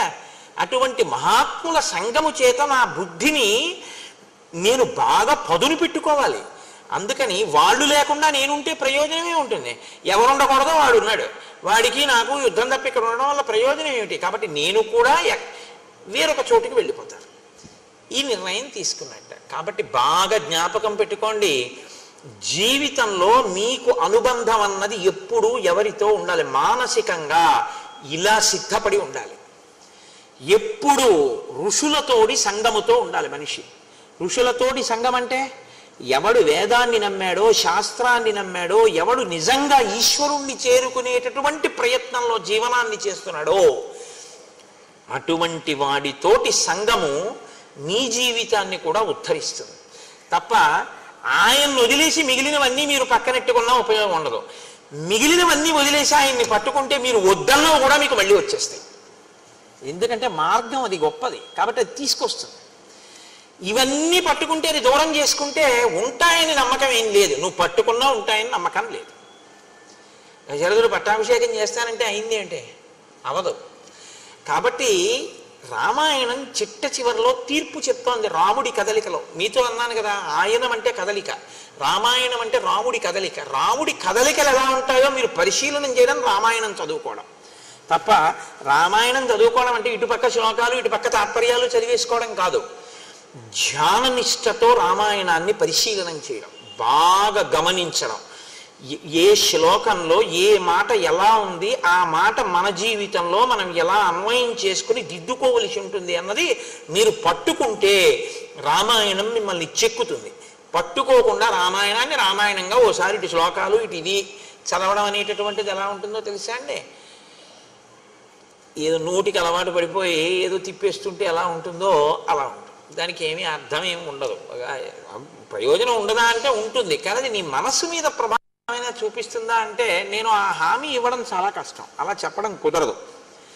అలా చదవగా ఏమైనా మరి అలా చూసే అదృష్టం ఏమైనా రామచంద్రమూర్తి కల్పిస్తారేమో అని నేను అనవలసి ఉంటుంది అంతే. కాబట్టి ఇప్పుడు రాముడు సీతాలక్ష్మణ సహితుడై, ఇక్కడ ఋషులు లేరు కాబట్టి ఇక్కడ మనం ఎందుకు అనవసరం ఉండడం, కాబట్టి మనం వేరొక చోటుకి వెళ్ళిపోతాం. ఆ ఋషులు అన్నారు నువ్వు కూడా మాతో వస్తే వచ్చేసే అన్నారు. కానీ ఇప్పుడు ఆ ఋషులతో రాముడు ఇడితే అదే ఇబ్బంది వస్తుంది మళ్ళీ. రాముడు అన్నాడు మీకు ఎందుకు, నేను మిమ్మల్ని రక్షిస్తానన్నాడు. వాళ్ళు అన్నారు ఎందుకులే ఇబ్బంది అన్నాడు. రక్షించడం అంటే ఏమిటండి? వాళ్ళతో యుద్ధం. వాళ్ళతో యుద్ధం చేసిన తరువాత జయాపజయములు విధి నిర్ణీతములు. అంత గొప్ప రామరాయలు తుంగభద్రా నదీ తీరంలో వెళ్ళినటువంటి ఎడ్లబళ్ళగా ఓడిపోయాడు. ఏం చెప్తాం? ఎంత సైన్యం రామరాయల వారిది విజయనగరంలో. అంత సైన్యం ఉన్న రామరాయలు ఇటు పక్కనుంటే నదికి, రాత్రికి రాత్రి అటు పక్క చాలా తక్కువ సైన్యం ఉన్నటువంటి సుల్తాన్లు, రామరాయల సైన్యం వెళ్ళిపోయింది. తెల్లవారుతుండగా వాళ్ళు ఇక్కడే దాటి వచ్చి ఫిరంగుల్లో నీళ్లు పోసి రామరాయల భద్రగజం మీద పడి భద్రగజానికి నల్లమందు కలిపి పెట్టేశారు. అది రామరాయలనే కిందకి లాగేసింది. విజయనగర పతనం అయిపోయింది అంతే. 6 నెలలు దోచుకున్నారు విజయనగరాన్ని. 6 నెలలు పట్టింది దోచుకోవడానికి. అంటే అంత ఐశ్వర్యవంతమైన రాజ్యం. ఇప్పటికీ హంపి విజయనగరానికి వెళ్ళి బద్దలైపోయినటువంటి విగ్రహాల వంక చూస్తే ఒక్కొక్క విగ్రహం చెక్కడానికి గణపతి దేవాలయం ఉంటుంది, నరసింహమూర్తి దేవాలయం, కనుల నీరు చెమరుస్తుంది. ఎంత గొప్ప నిర్మాణం రాయి ఇవన్నీ అని. అంతంత అద్భుతమైనటువంటి నిర్మాణాలు. ఎవరికి తెలుసు యుద్ధంలో జయాపజయములు ఎటుంటాయో? జయాపజయములు విధి నిర్ణీతములు. కాబట్టి మనం ఇప్పుడు సరే అయితే నువ్వు యుద్ధం చేయవాడు చచ్చిపోతారు, మనం కలిసి ఉందామని మనకెందుకు? మనం సర్వభూత హితేరత, అన్ని భూతముల యొక్క ప్రేమ కోరుకున్నావు. నువ్వు మాతో వస్తావా? మా ప్రారంభం ఎలా ఉంటే అలా జరుగుతుంది. నువ్వు రావా? మేము బయలుదేరిపోతాం. నువ్వు ఇక్కడ ఉండడమా ఉండకపోవడమా నీ ఇష్టం. రాముడో ఉండలేడు, వాళ్ళు చెప్పినా వినలేదు. కానీ తనకి ఇప్పుడు మార్గం ఏమిటి? ఋషులున్న ఇంకొక ప్రదేశానికి వెళ్ళిపోవడం. కాబట్టి ఇప్పుడు ఆయన కూడా విడిచిపెట్టేశాడు పర్ణశాలని. ఆయన విడిచిపెట్టేశాడంటే మీరు ఒకటి గుర్తుపెట్టుకోండి, సీతమ్మ ఏమనాలండి? వాళ్ళు వెళ్ళిపోతే వెళ్ళిపోయారు, మనకెందుకంటే హాయిగా ఏదో చక్కగా మంచి తేనె దొరుకుతోంది, పళ్ళు దొరుకుతున్నాయి, సుఖంగా ఉంది, ఏదో అయిపోతుంది, పక్కనే భరద్వాజాశ్రమం ఉంది కొద్ది క్రూసుల దూరంలో, ఏదో అయిపోయింది అంతేగాని ఎందుకంటే ఇప్పుడు మళ్ళీ ఇక్కడి నుంచి ఇల్లు మారడం ఏం వద్దు అనాలి. ఆవిడ అలా అనలేదు. రాముణ్ణి అనుగమించింది. అనుగమించడం గొప్ప భర్తని. ఏ సేవకొచ్చాడో ఆ సేవకు అలాగే ఉంటాడు లక్ష్మణమూర్తి. రాముడు చెప్తాడు, వాళ్ళు వింటారు. కాబట్టి ఇప్పుడు బయలుదేరారు. ఆయన ఇంకొక కారణం కూడా చెప్పాడు. ఇక్కడికి కౌసల్య, సుమిత్ర, కైక, భరతుడు, శత్రుఘ్నుడు, సైన్యం, వశిష్ఠాది మహర్షులు అందరూ వచ్చారు. అందుకని ఇక్కడ ఉంటే నాకు వాళ్ళు జ్ఞాపకానికి వస్తున్నారు ఎక్కువగా. రెండు, ఇక్కడికి వచ్చినటువంటి సైన్యంలో ఉన్న జంతువులన్నీ మలమూత్రములను విసర్జించి ప్రదేశం అంతా శౌచాన్ని కోల్పోయింది. కాబట్టి వేరొక ప్రదేశానికి వెళ్ళిపోదాం అన్నాడు. బయలుదేరారు. బయలుదేరి వాళ్ళు మార్గమధ్యంలో వెడుతుండగా అత్రి మహర్షి ఆశ్రమానికి వెళ్ళారు.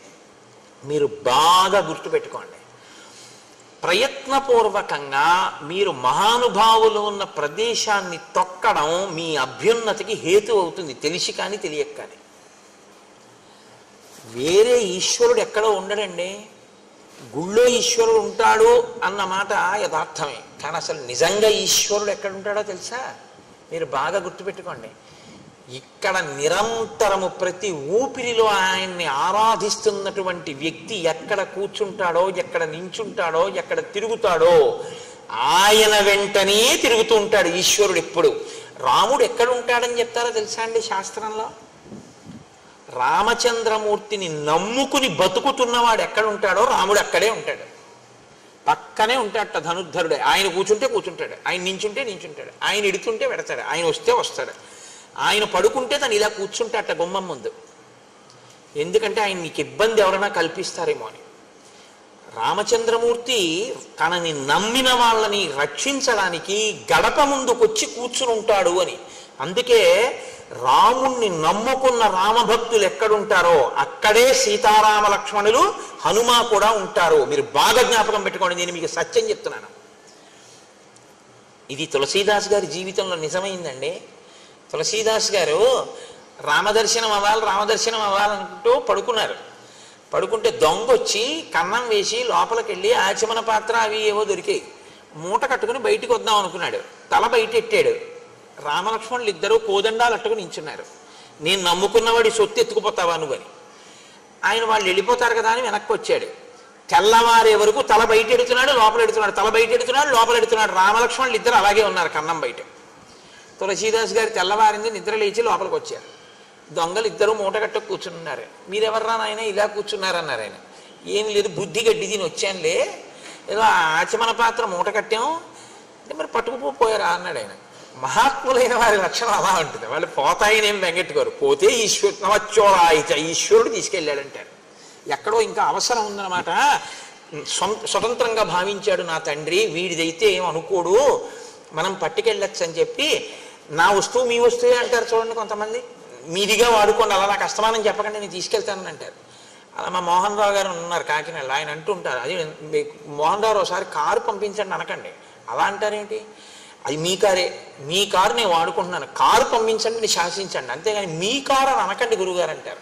అలా ఉంటారు కొంతమంది. అంటే వారి ప్రేమ అలా ఉంటుంది. అలా ఆ రాముడు తన వస్తువులా భావిస్తాడు. అందుకని ప్రేమ ఉంది కాబట్టి నా వస్తువుని పట్టుకుపోయాడు అనుకుంటారు వాళ్ళు. అందుకని ఆయన అన్నారు, ఇక్కడ కూర్చున్నారు ఎందుకు ఆయన, పట్టుకుపోయారా పోనీ ఆచమన పాత్ర అన్నారు. ఆ పాటి బుద్ధి లేక కాదు, మేము ఏదో ఇక్కడ ఏదో ఏసీ ఉందని కూర్చున్నాం అనుకున్నావేమో. బయటికి వెడితే ఎవరో ఇద్దరు ఉన్నారు. ఒక ఆయన నల్లగా మేఘంలా ఉన్నాడు, ఒక ఆయన ఎర్రగా ఉన్నాడు, కోదండాలట్టుకు నించున్నారు. హడిలి లోపలికి వచ్చి కూర్చుంటున్నాం. బయటికి ఎడదామంటే ఎన్ని మాటలు ఎడితే అన్ని మాటలు ఇద్దరు మా వంటి ఇలా చూస్తున్నారు. అందరూ మళ్ళీ వెనక్కి వస్తున్నాం అన్నారు. ఆయన బయటికి వెళ్ళి చూశారు, ఎవ్వరు లేరు. అప్పుడు ఆయన ఏడిచారు తులసీదాస్ గారు. ఒక వెండి ఆచమన పాత్ర ఉన్నందుకు పోతుందేమో అని నిద్రపోకుండా, స్వామి నా పర్ణశాల ముందు కాపలా ఉన్నావా, మీరు ఎంత ధన్యులు రా, ఇన్ని మాటలు దర్శనం పొందారు, నాకు అవ్వలేదని ఏడిచారు. నేను అందుకే మీకు మనవి చేశాను, ఎవడు రాముణ్ణి నమ్మాడో వాడు ఉన్న చోట రాముడు ఉంటాడు తప్ప ఇంకొక చోట రాముడు ఉంటాడని మీరు అనుకోకండి. రామ భక్తులు ఎక్కడున్నారో అక్కడే సీతారాములు ఉంటారు. ఆయన రావడం కన్నా ముందు వాళ్ళు వస్తారు, మీరు గుర్తుపెట్టుకోండి. ఆయన వెళ్ళిన తరువాత బిక్కమొహాలు వేసుకుని వెళ్ళిపోయాడు, ఇక్కడ తిరిగేవాడు అని ఆయన వెంట వెళ్ళిపోతారట వాళ్ళు. అంత ప్రేమగా ఉంటారు వాళ్ళు. మీకు ఇది ప్రత్యేకించి రామావతారంలో మెండుగా కనపడుతుందండి. త్యాగరాజస్వామి వారి విషయంలో కనపడింది, రామదాస్ గారి విషయంలో కనపడలేదండి. భద్రాచలంలో గంజిగుంటలో పడిపోయినటువంటి పిల్లవాడి శవాన్ని ఉడికిపోయిందాన్ని తీసుకెళ్లి రాముడి దగ్గర పెట్టి నువ్వు ఇచ్చిన కొడుకు ఇవ్వాలనుకుంటే ఇయ్యి, లేకపోతే నీలో కలిపేసుకో. అంతరాలయంలో పెట్టి తలుపులేసి రామనామ భజన చేశాడు ఆయన. రఘురాముడు పిల్లవాడు పరిగెత్తుకుంటూ వచ్చి తండ్రి ఒళ్ళో పడుకున్నాడు. ఇవి ఇంతకన్నా ఏం నిజం కావాలి మీకు? ఈ మధ్యవారే కదా రామదాస్ గారు. ఆయన వాడినటువంటి మంగళసూత్రంలో 3వ శతమానం కూడా మనం కళ్యాణంలో చూస్తున్నాంగా. ఉన్నాడు రాముడు, మీరు నన్ను నమ్మండి, రాముడు ఉన్నాడు, ఇప్పటికీ రాముడు తిరుగుతూనే ఉన్నాడు. మీరు నమ్మి ఉన్న చోట మీ వెంట రాముడు ఉన్నాడు. రాముడు లేకపోవడం లేదు. మీరు పడుకుంటే ఆయన మీ పడుకున్న చోట ఉన్న కుర్చీలో ఆయన కూర్చుని ఉంటాడు. మీరు తింటుంటే అప్పుడు ఆయన కూడా పక్కన ఒక విస్తరి వేసుకుని ఓ అరిటాకు పెట్టుకుని మీరు ఇంత అన్నం మహానైవేద్యం పెడితే అదే సమస్త షడ్రసోపేత భోజనంగా భావించి తిని సంతోషిస్తాడు. ఎక్కడ రాముణ్ణి నమ్మినవాడున్నాడో అక్కడే సీతారాములు కూడా ఉంటారు.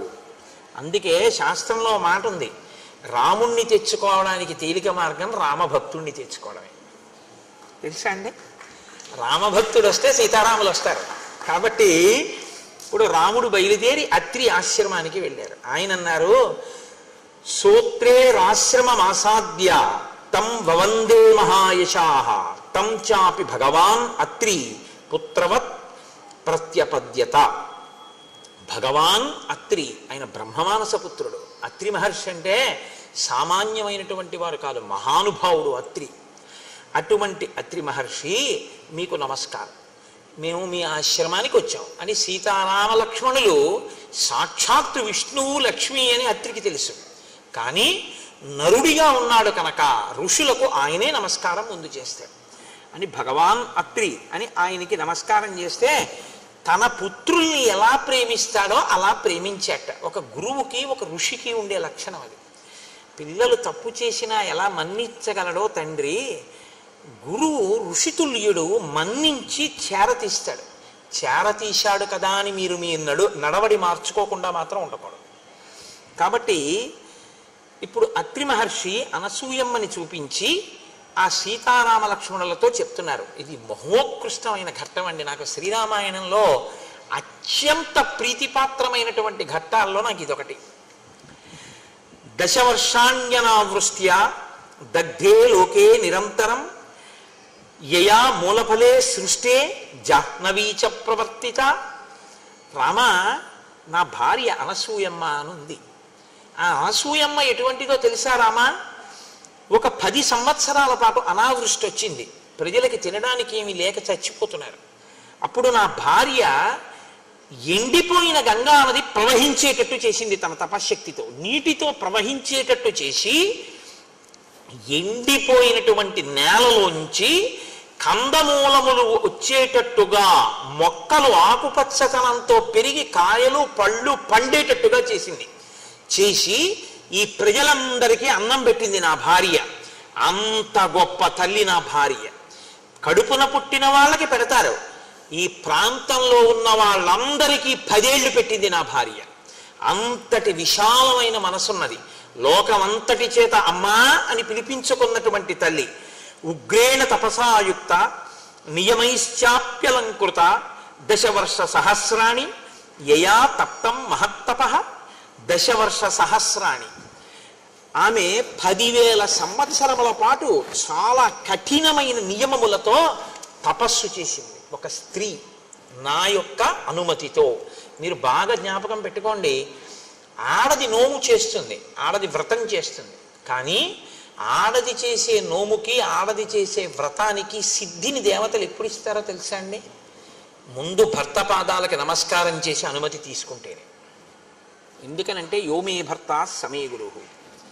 అది వదిలేసి ఆయనకి ఏం తెలియదండి, ఆయన వెర్రాడండి, ఆయన పిచ్చాడండి, ఆయన ఏం చేసుకోరండి, నేనే చేస్తుంటానండి, మా ఇంట్లో అన్న వాళ్ళ పూజలు ఈశ్వరుడు ఆదరించడు. నేను ఉన్న మాట మాట్లాడుతున్నానంతే. నేను వేదాన్ని నమ్ముకున్నాను, నేను శాస్త్రాన్ని నమ్ముకున్నాను, నేను రామాయణాన్ని నమ్ముకున్నాను. నేను ఏది నమ్ముకున్నానో నేను అదే మాట్లాడతాను. నాకు ఇంకోలా మాట్లాడడం నా చేత కాదు. కాబట్టి అత్రి అంటున్నారు, అనసూయా వ్రతై స్నాత ప్రత్యూహాశ్చ నివర్తితా దేవకార్య నిమిత్తంచ యయా సంతరమాణయ దశరాత్రం కృతా రాత్రి సేయం మాతేవతే నఘ తామిమాం సర్వభూతానాం నమస్కార్యాం యశస్వినీం అభిగచ్చతు వైదేహి వృద్ధామ క్రోధనాం సదా అనసూయేతి యా లోకే కర్మభిఖ్యాతిమాగత. ఆయన అంటున్నారు, ఈ అనసూయ ఎంత గొప్పదో తెలుసా రామ? ఈమె దేవతల కొరకు 10 రాత్రుల్ని ఒక రాత్రిగా మార్చింది.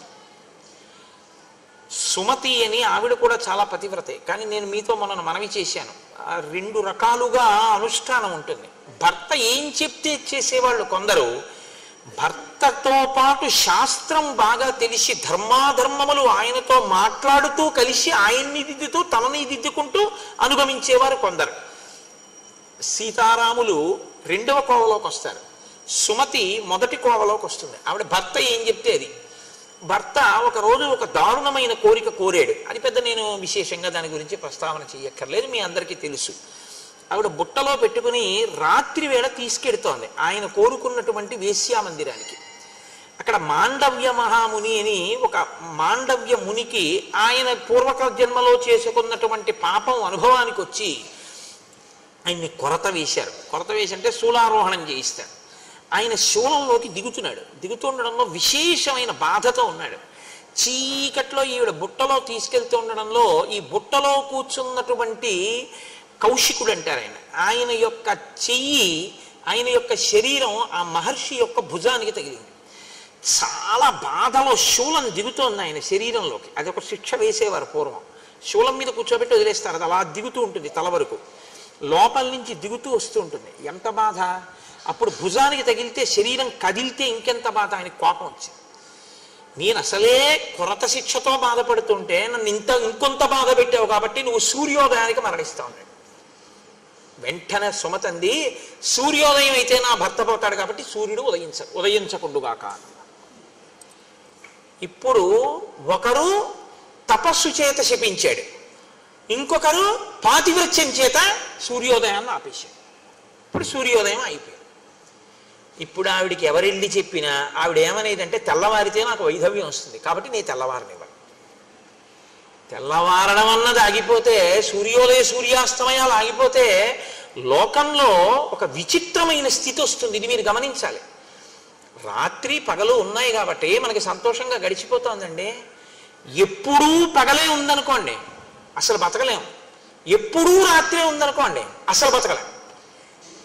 పగలు 12 గంటలు రాత్రి 12 గంటలు ఉంటోంది కాబట్టి మనం సంతోషంగా జీవితాన్ని గడపగలుగుతున్నాం.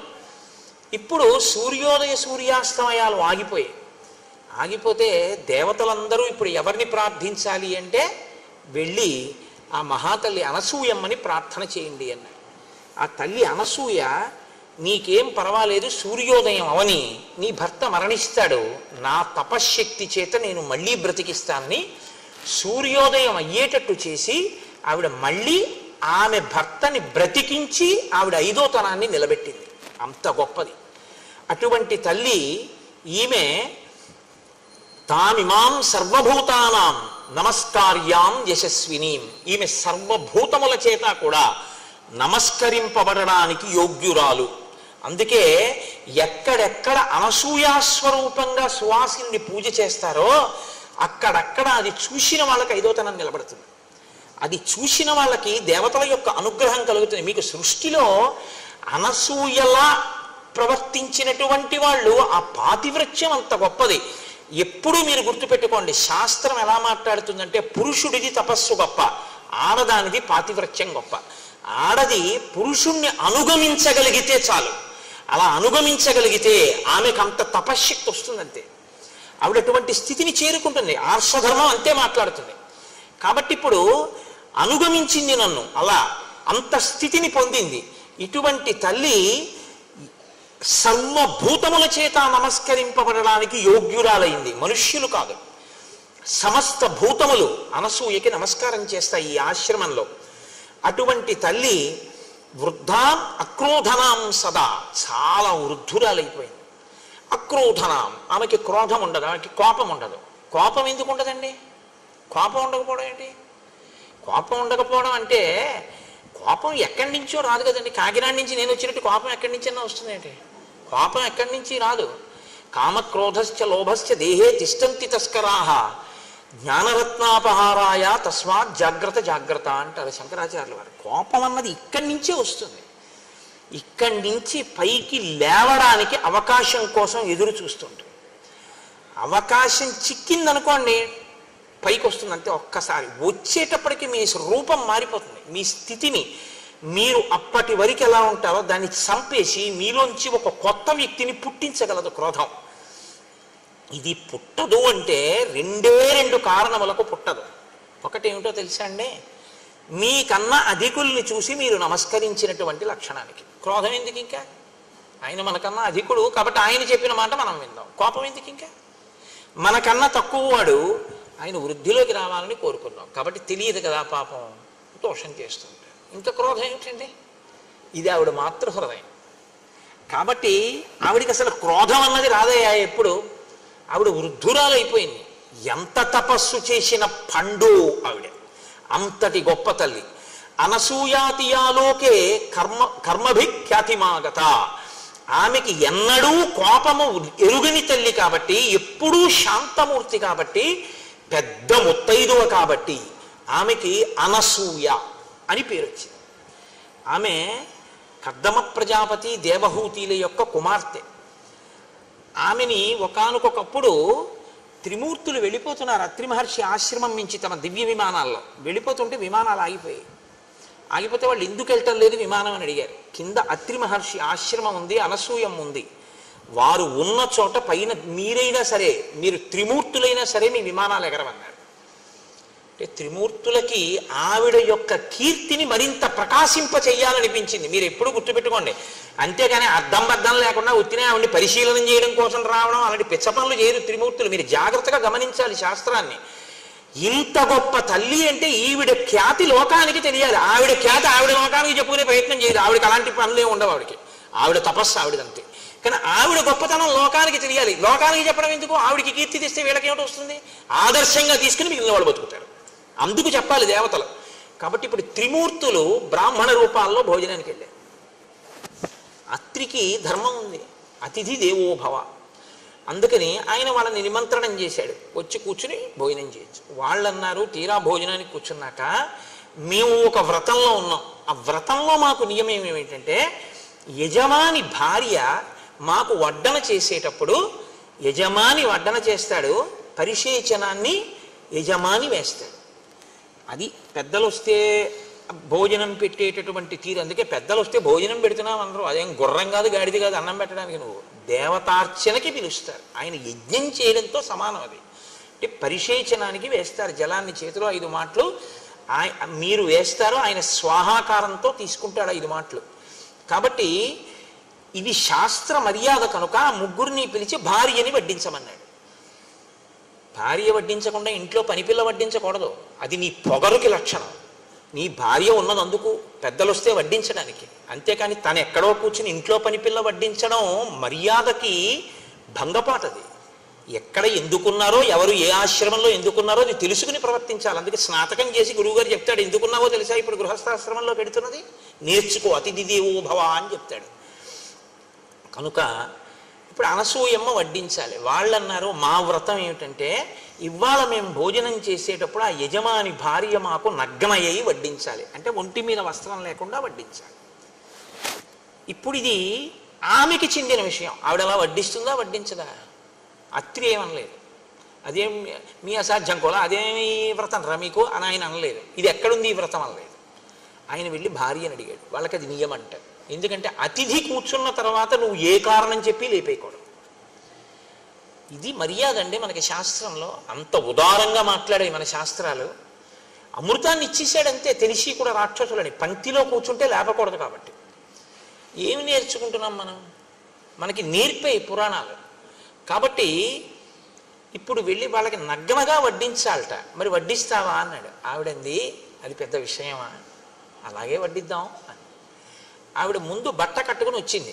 వచ్చి మంత్రాక్షతలు తీసుకొచ్చింది. మంత్రాక్షతలు అంటే నడుము విరగనటువంటి బియ్యానికి అక్షత అని పేరు. అది తన చేతిలో పట్టుకుని మంత్రాన్ని ఉపాసన చేసి తన తపశ్శక్తిని ప్రవేశపెడితే అవతల వారు దానికి లొంగవలసిందే. తను కోరుకున్నట్టు ఆవిడ చేయగలదు. ఆవిడ మంత్రాక్షతలు చేత పట్టుకుని వచ్చి ముగ్గురి తల మీద వేసింది. వేసి పసిబిడ్డల గుదురుగాక అంది. ముగ్గురు ఆ వేసినటువంటి ఆసనాల మీద పసిపిల్లలై పడుకున్నారు. అమ్మ తన కొడుకు పసిపిల్లవాడు అక్కడే ఆడుకుంటుంటే అమ్మవాడిని ముద్దులు ఆడుతూ స్నానం చేసి వచ్చి ఒళ్ళు తుడుచుకుంటుంది, బట్ట కట్టుకుంటుంది. వాటిలో మనోవికారం ఉంటుందా? పసితనానికి ఉన్న గొప్పతనం అది. పసిపిల్లలు ముగ్గురు అలా కూర్చున్నారు, పడుకుని ఆడుకుంటున్నారు.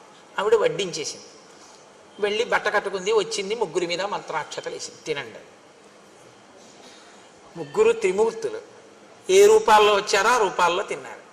తినేసిన తర్వాత ఆవిడంది, పిల్లల విషయంలోగా తల్లి ఎలా ప్రవర్తిస్తుంది, అన్యుల విషయంలో కాంత అలా ప్రవర్తించదుగా, నగ్గనగా వచ్చి ఎవరి ముందు నిలబడదు. నేను దాని గురించి పెద్ద వ్యాఖ్యానాలు ఏం చెయ్యక్కర్లేదు. పసిపిల్లలైతే అమ్మ హృదయం వేరు, ఆ పసిపిల్లాడి మనస్సు వేరు. పసిపిల్లాడు అక్కడ ఆడుకుంటుంటే అమ్మ స్నానాల గది తలుపు తెరిచి వాడు ఏ ప్రమాదం తెచ్చుకుంటాడో అని స్నానం చేసేస్తుంది. అమ్మ అలా ఉండబట్టి కదండి బతికి బట్ట కట్టాం. అమ్మ ఆ ప్రేమ చూపించకపోతే మన బతుకులు ఎక్కడ ఉన్నాయి? కాబట్టి అమ్మతనం బిడ్డతనాన్ని చూస్తుంది. కాబట్టి ఇప్పుడు మీరు తిన్న తర్వాత కూడా నాకు అలాగే కనపడిందండి ఆవిడ. ఇప్పుడు వాళ్ళెవరు కనపడకుండా ఉండడానికి ఇంకా వాళ్ళ ప్రమేయం లేదు. ఆవిడ తపశ్శక్తి అంత గొప్పది. అన్నం తినేయడం అయిపోయిన తర్వాత ఆవిడ మళ్ళీ అక్షతలు తెచ్చి వేసేసింది. ముగ్గురు పసిపిల్లలు అయిపోయారు. 3 ఉయ్యాళ్ళు కట్టి పడుకోబెట్టి ఊపింది. మీకు అలా వడ్డించాను కాబట్టి నేను తల్లిని, మీరు బిడ్డలు పడుకోండి ముగ్గురు అని. ముగ్గురు పడుకున్నారు అంతే. ఆవిడ ఉయ్యలు ఊపుతాను. ఇప్పుడు పరిగెవరు తీశారు? కీర్తి ప్రకాశింపజేయడం మాట దేవుడు. ముగ్గురు ఉయ్యాల్లో పడుకున్నారని ముగ్గురు వచ్చారు. లక్ష్మి, సరస్వతి, పార్వతి ముగ్గురు వచ్చారు. ఎలా? పూజ కోసం కాదు, భర్తలు నిమ్మని పరిగెత్తుకుంటూ వచ్చారు. అమ్మా అమ్మా పసిబిడ్డల్ని చేసేసావు కదమ్మా, మాకు మా భర్తల్ని ఇచ్చేవా అమ్మా అని అడిగారు. అదెంత పని? మళ్ళీ మంత్రాక్షతలు వేసింది. ముగ్గురు బిడ్డలయ్యారు. ముగ్గురు కోడళ్ళకి ఇచ్చేసింది. ఇప్పుడు ముగ్గురు కొడుకులయ్యారు. లలితాపరాభట్టారిక స్వరూపం శాస్త్రంలో ఏదో ఆ లలితాపరాభట్టారిక స్వరూప స్థాయికి చేరింది అనసూయమ్మ. ఇది ఆవిడ గొప్పతనం. అటువంటి అనసూయ స్వరూపం గురించి చెప్పి ఆ స్వరూపాన్ని ఇక్కడ తీసుకొచ్చి ఒక సువాసిని యందు ఆవాహన చేసి పూజ చేయకపోతే దోషమైపోతుందండి. శాస్త్రాలు మీకు చూసే అవకాశం ఇచ్చేయి. ఒక సువాసిని కూర్చోబెట్టి మీరు శ్రీ సూక్తంతో ఆవాహన చేసి పూజ చేస్తే మీకు అనసూయమ్మకి జరుగుతున్న పూజ మీరు చూసేసినట్టే. దాని చేత మీరు ధన్యులైపోతారు. చూపుల శ్రీపతి రూపము నాపోవక త్రావి త్రావి హర్షోద్ధతయ్యి వాపుచ్చి మందమధురాలాపంబుల పొగడనదితి లక్ష్మీనాథున్ అంటారు పోతన గారు. చూపులతో తాగి తాగి ఆనందం అనుభవించాలి ఒక్కొక్కసారి. అందుకు కదా ఇప్పుడు ఈ ఘట్టం తర్వాత సువాసిని పూజ జరుగుతోంది అనసూయా స్వరూపంగాను. ఇదే ఆవిడ గొప్పతనం. కాబట్టి రామ, నువ్వు ఇప్పుడు ఆ అనసూయ దగ్గరికి నువ్వు సీతమ్మని పంపించు. సీతమ్మ లోపలికి వెళ్ళి అనసూయమ్మతో మాట్లాడుతుంది అని అనసూయని పిలిచారు అత్రి మహర్షి. రామలక్ష్మణులు సీతమ్మ నమస్కారం చేశారు. ఆయన అన్నారు, అనసూయ సీతమ్మని లోపలికి తీసుకెళ్ళు అన్నారు. వాళ్ళిద్దరికీ తెలుసు ఏమివ్వాలో ఎందుకు ఇవ్వాలో, రామాయణాన్ని ఎలా తిప్పాలో ఋషులకి తెలుసు. కాబట్టి ఇప్పుడు అనసూయమ్మ సీతమ్మని తీసుకుని లోపలికి వెళుతోంది. వెడుతున్న అనసూయమ్మ ఎలా ఉందో మనకి నిజంగా వాల్మీకి, అందుకు కదండి ఋషి రుణం వచ్చింది. అనసూయమ్మ ఎలా ఉండేదండి అన్నారు అనుకోండి, ఆవిడ వృద్ధురాలు అని మహర్షి చెప్పారు. ఎలా ఉందో మనం చూడ్డానికి వీలుగా లైవ్ టెలికాస్ట్ అంటారే, శాబ్దికమైన ప్రత్యక్ష ప్రసారం చేస్తారు మహర్షి. ఆయన అంటారు, శిథిలాం ఫలితాం వృద్ధాం జరా పాండురమూర్ధజాం సతతం వేపమానాంగీం ప్రవాతే కదలీయథ. ఆవిడ శిథిలాం, శరీరం అంతా శిథిలమైపోయింది. ఫలితాం, ఆ తల్లి ఒళ్ళంతా ముడతలు పడిపోయింది. వృద్ధాం, వృద్ధురాలైపోయింది. జరాపాండురమూర్ధజాం, వృద్ధాప్యం చేత ఆవిడ తలంతా నెరిసిపోయి ముగ్గుముట్టయిపోయింది, పెద్దదైపోయింది, పెద్ద ముత్తైదువ. సతతం వేపమానాంగీం, ఆవిడ ఇలా వణికిపోతోంది చేతులవిని. ప్రమాతే కదలీయథ, గాలి వేస్తే అరిటి చెట్టు ఎలా కదిలిపోతుందో అలా కదిలిపోతోంది. అటువంటి తల్లి బయటికి వచ్చి సీతమ్మ చెయ్యి పట్టుకుని లోపలికి తీసుకెళ్ళింది. లోపలికి వెళ్ళిన సీతమ్మ అనసూయమ్మ ఏం మాట్లాడుకున్నారో మనకి వెంటనే కెమెరా అటు తిప్పుతారు మహర్షి. అది రామాయణానికి గొప్పతనం. నేను అదే ఏకాంతంగా చదవండి రామాయణాన్ని, రామాయణాన్ని మామూలుగా చదవకండి అని నేను అంటాను. మీరు దాన్ని అలా చూస్తుంటే మీకు ఇక్కడ రామాయణం కదిలేటట్టుగా ఆయన రచన చేశారు. ఇప్పుడు మీ సంతోషం ఎవరి మీద ఉంటుంది? ఇంత చెప్పాక సీతమ్మ అనసూయమ్మ ఏం మాట్లాడుకుంటున్నారో లోపలని ఉంటుంది. బయట అత్రి రామలక్ష్మణులు ఏం మాట్లాడుకుంటున్నారో అని మీకు ఉండదు. వెంటనే కెమెరాటు తిప్పుతారు మహర్షి. కెమెరాటు తిప్పుతారంటే నా ఉద్దేశం ఆయన యొక్క ఘంటం అటు తిరుగుతుంది. మీరు ఆ శ్లోకంలో ఆ శబ్దంలో దర్శనం చేయొచ్చు. అభివాద్యత వైదేహి తాపసీం తామనందితాం బద్ధాంజలి పుటా హృష్ట పర్యపృచ్ఛదనామయం. లోపలికి వెళ్ళినటువంటి సీతమ్మ అంజలి ఘటించింది. ఇలా అంజలి ఘటించి 2 చేతులతో శిరస్సు ఉంచి నమస్కరించి ఆ తల్లిని తాపసీం అనిందితాం, అనిందత అంటే స్వచ్ఛమైన చరిత్ర కలిగిన అనసూయకి నమస్కారం చేసి, వెంటనే అనసూయమ్మంది, ఇంకా ఏమి పెద్ద హడావిడేం లేదండి, వెంటనే ఒక మాట అంది. తత సీతాం మహాభాగాం దృష్ట్వా తాం ధర్మచారిణీం స్వాంత్యంత్య బ్రవీత్ హృష్ట దిష్ట్యా ధర్మం అవేక్షసే. చాలా సంతోషించినటువంటి మనస్సుతో అనసూయమ్మ ఇలా చూసిందట సీతమ్మ వంక. దేనికి సంతోషం? నమస్కారం చేసిందనే కాదుట. మహర్షి ఎందుకు అనసూయమ్మ సంతోషించిందో చెప్తున్నారు. దిష్ట్యా ధర్మం అవేక్షసే, ధర్మాన్ని పట్టుకున్నావు కనుక. అమ్మా నువ్వు ధర్మాన్ని పట్టుకున్నావమ్మా సీతమ్మ, నాకు ఇది సంతోషం వేస్తోందమ్మా. ఏమిటి సీతమ్మ పట్టుకున్న ధర్మం? వెంటనే చెప్తోంది ఆవిడ. త్యక్త్వా జ్ఞాతి జనం సీతే మానవృద్ధించ భామిని అవరుద్ధం వనే రామం దిష్ట్యాత్వం అనుగచ్చసి. నువ్వు జ్ఞాతి జనాన్ని విడిచిపెట్టావు. మీ మామగారు 2 వరాలిచ్చి కైకమ్మకి రాముణ్ణి అరణ్యవాసానికి వెళ్ళమని చెప్పగానే నా భర్తకి ఇంత కష్టపెట్టినటువంటి ఈ మామగారింట్లో నేనుండి ఈయనకి సేవలు ఎందుకు చెయ్యాలి? మీరు 14 ఏళ్ళు అరణ్యవాసానికి వెళ్ళి వచ్చి మీరు పట్టం కట్టుకున్న తర్వాత నేను వస్తాను, అప్పటి వరకు నేను పుట్టింట్లో ఉంటానని జనక మహారాజు గారి యొక్క కూతురు అయోనిజ అయినటువంటి సీతమ్మ అనుకుంటే అలా పుట్టింటికి వెళ్ళొచ్చు. లేదా నేను అరణ్యవాసానికి ఎక్కడ వస్తానండి, ఇక్కడ ఉంటాను లేండి అని రాముడే అన్నాడు కనుక ఉన్నవని అక్కడ ఉండొచ్చు. జ్ఞాతి జనాన్ని విడిచిపెట్టి అక్కడ ఉండక ఇక్కడ ఉండక మానవృద్ధించ భామిని ఐశ్వర్యాన్నంతటినీ కూడా విడిచిపెట్టేసి అహంకారాన్ని విడిచిపెట్టేసి రాముడి కన్నా ఒక విషయంలో సీతమ్మది ఒక మార్క్ ఎక్కువ, ఆవిడ అయోనిజ అయినా కూడా అవరుద్ధం వనే రామం, రాముడి వెనకాతల అడవికి వచ్చేసావు.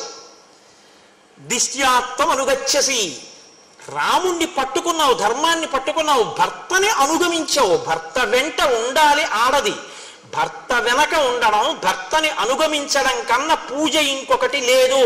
ఎన్ని పూజలు చేసి ఇది వదిలినా అది 0, అన్నీ వదిలి ఇది ఉంటే పూర్ణం అన్న ధర్మాన్ని పట్టుకున్నావు సీత. అందుకు నేను సంతోషిస్తున్నాను. సీతమ్మ నేను నీతో ఒక మాట చెప్పనా? నగరస్థో వనస్థో వా పాపో వా యదివా శుభ యాసాం స్త్రీణాం ప్రియో భర్త తాసాం లోకా మహోదయా. భర్త నగరంలో ఉండని అరణ్యంలో ఉండని, పాపిష్టివాడు కానీ పుణ్యాత్ముడు కానీ, ఆడది భర్తని ఉపాసన చేస్తే చాలు, భర్తని అనుగమిస్తే చాలు, ఆమె సమస్తమైనటువంటి శ్రేయస్సుని పొందుతుంది. భర్త ఎటువంటి వాడన్న దాన్ని బట్టి అనుగమించడం గొప్పతనం కాదు, భర్తని అనుగమించడం గొప్పతనం. కాబట్టి నువ్వు అలా అనుగమించావు, ఆయన అరణ్యానికి వచ్చి అనుగమించావు. దీనికి నేను చాలా సంతోషిస్తున్నాను. సీత నీతో నేను ఒక మాట చెప్తాను, బాగా విను. భర్త అన్న మాటకి ఒక గొప్ప నిర్వచనం చెప్పింది అనసూయమ్మ రామాయణంలో. నాతో విశిష్టం పశ్యామి బాంధవం విమృశంత్యహం సర్వత్ర యోగ్యం వైదేహి తపః కృతమివావ్యయం. ఒక వ్యక్తి గొప్ప తపస్సు చేశాడు. ఇప్పుడు ఆయన గొప్ప తపోనిష్టాగరిష్ఠుడైనటువంటి వాడు అలా వెళ్ళిపోతున్నాడు. ఆయనకి ఆకలేసింది, అది ఎడారి, ఏమీ దొరకలేదు. ఇప్పుడు ఆయనకి ఏమీ దొరకలేదు కాబట్టి ఆయనకి ఏమైనా బాధ ఉంటుందా? ఆయన తన తపశ్శక్తి చేత ఆయన తలుచుకుంటే అక్కడికి నదిని తీసుకురాగలడు.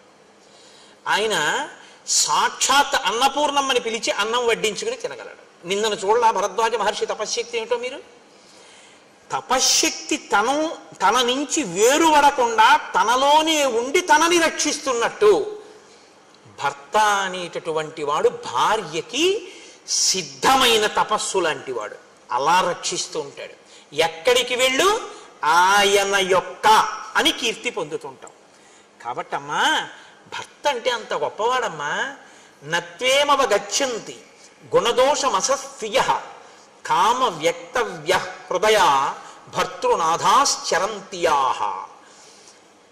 కొంతమంది ఈ లోకంలో కామమునకు లొంగినటువంటి వారై భర్త మీద తాము అధికారమును చెలాయించాలని, భర్తని తమ చెప్పు చేతల్లో పెట్టుకోవాలని, ఎప్పుడూ భర్త గురించినటువంటి విషయాలు తెలుసుకోవాలనేటటువంటి కుతూహలంతో ప్రవర్తిస్తూ తము యుక్తాయుక్త విచక్షణ మరిచిపోయి తామే ఏదో భర్తని చెప్పు చేతల్లో పెట్టుకుని నడిపించగలిగినటువంటి ప్రజ్ఞ ఉన్నవారమని ప్రవర్తిస్తూ ఉంటారు.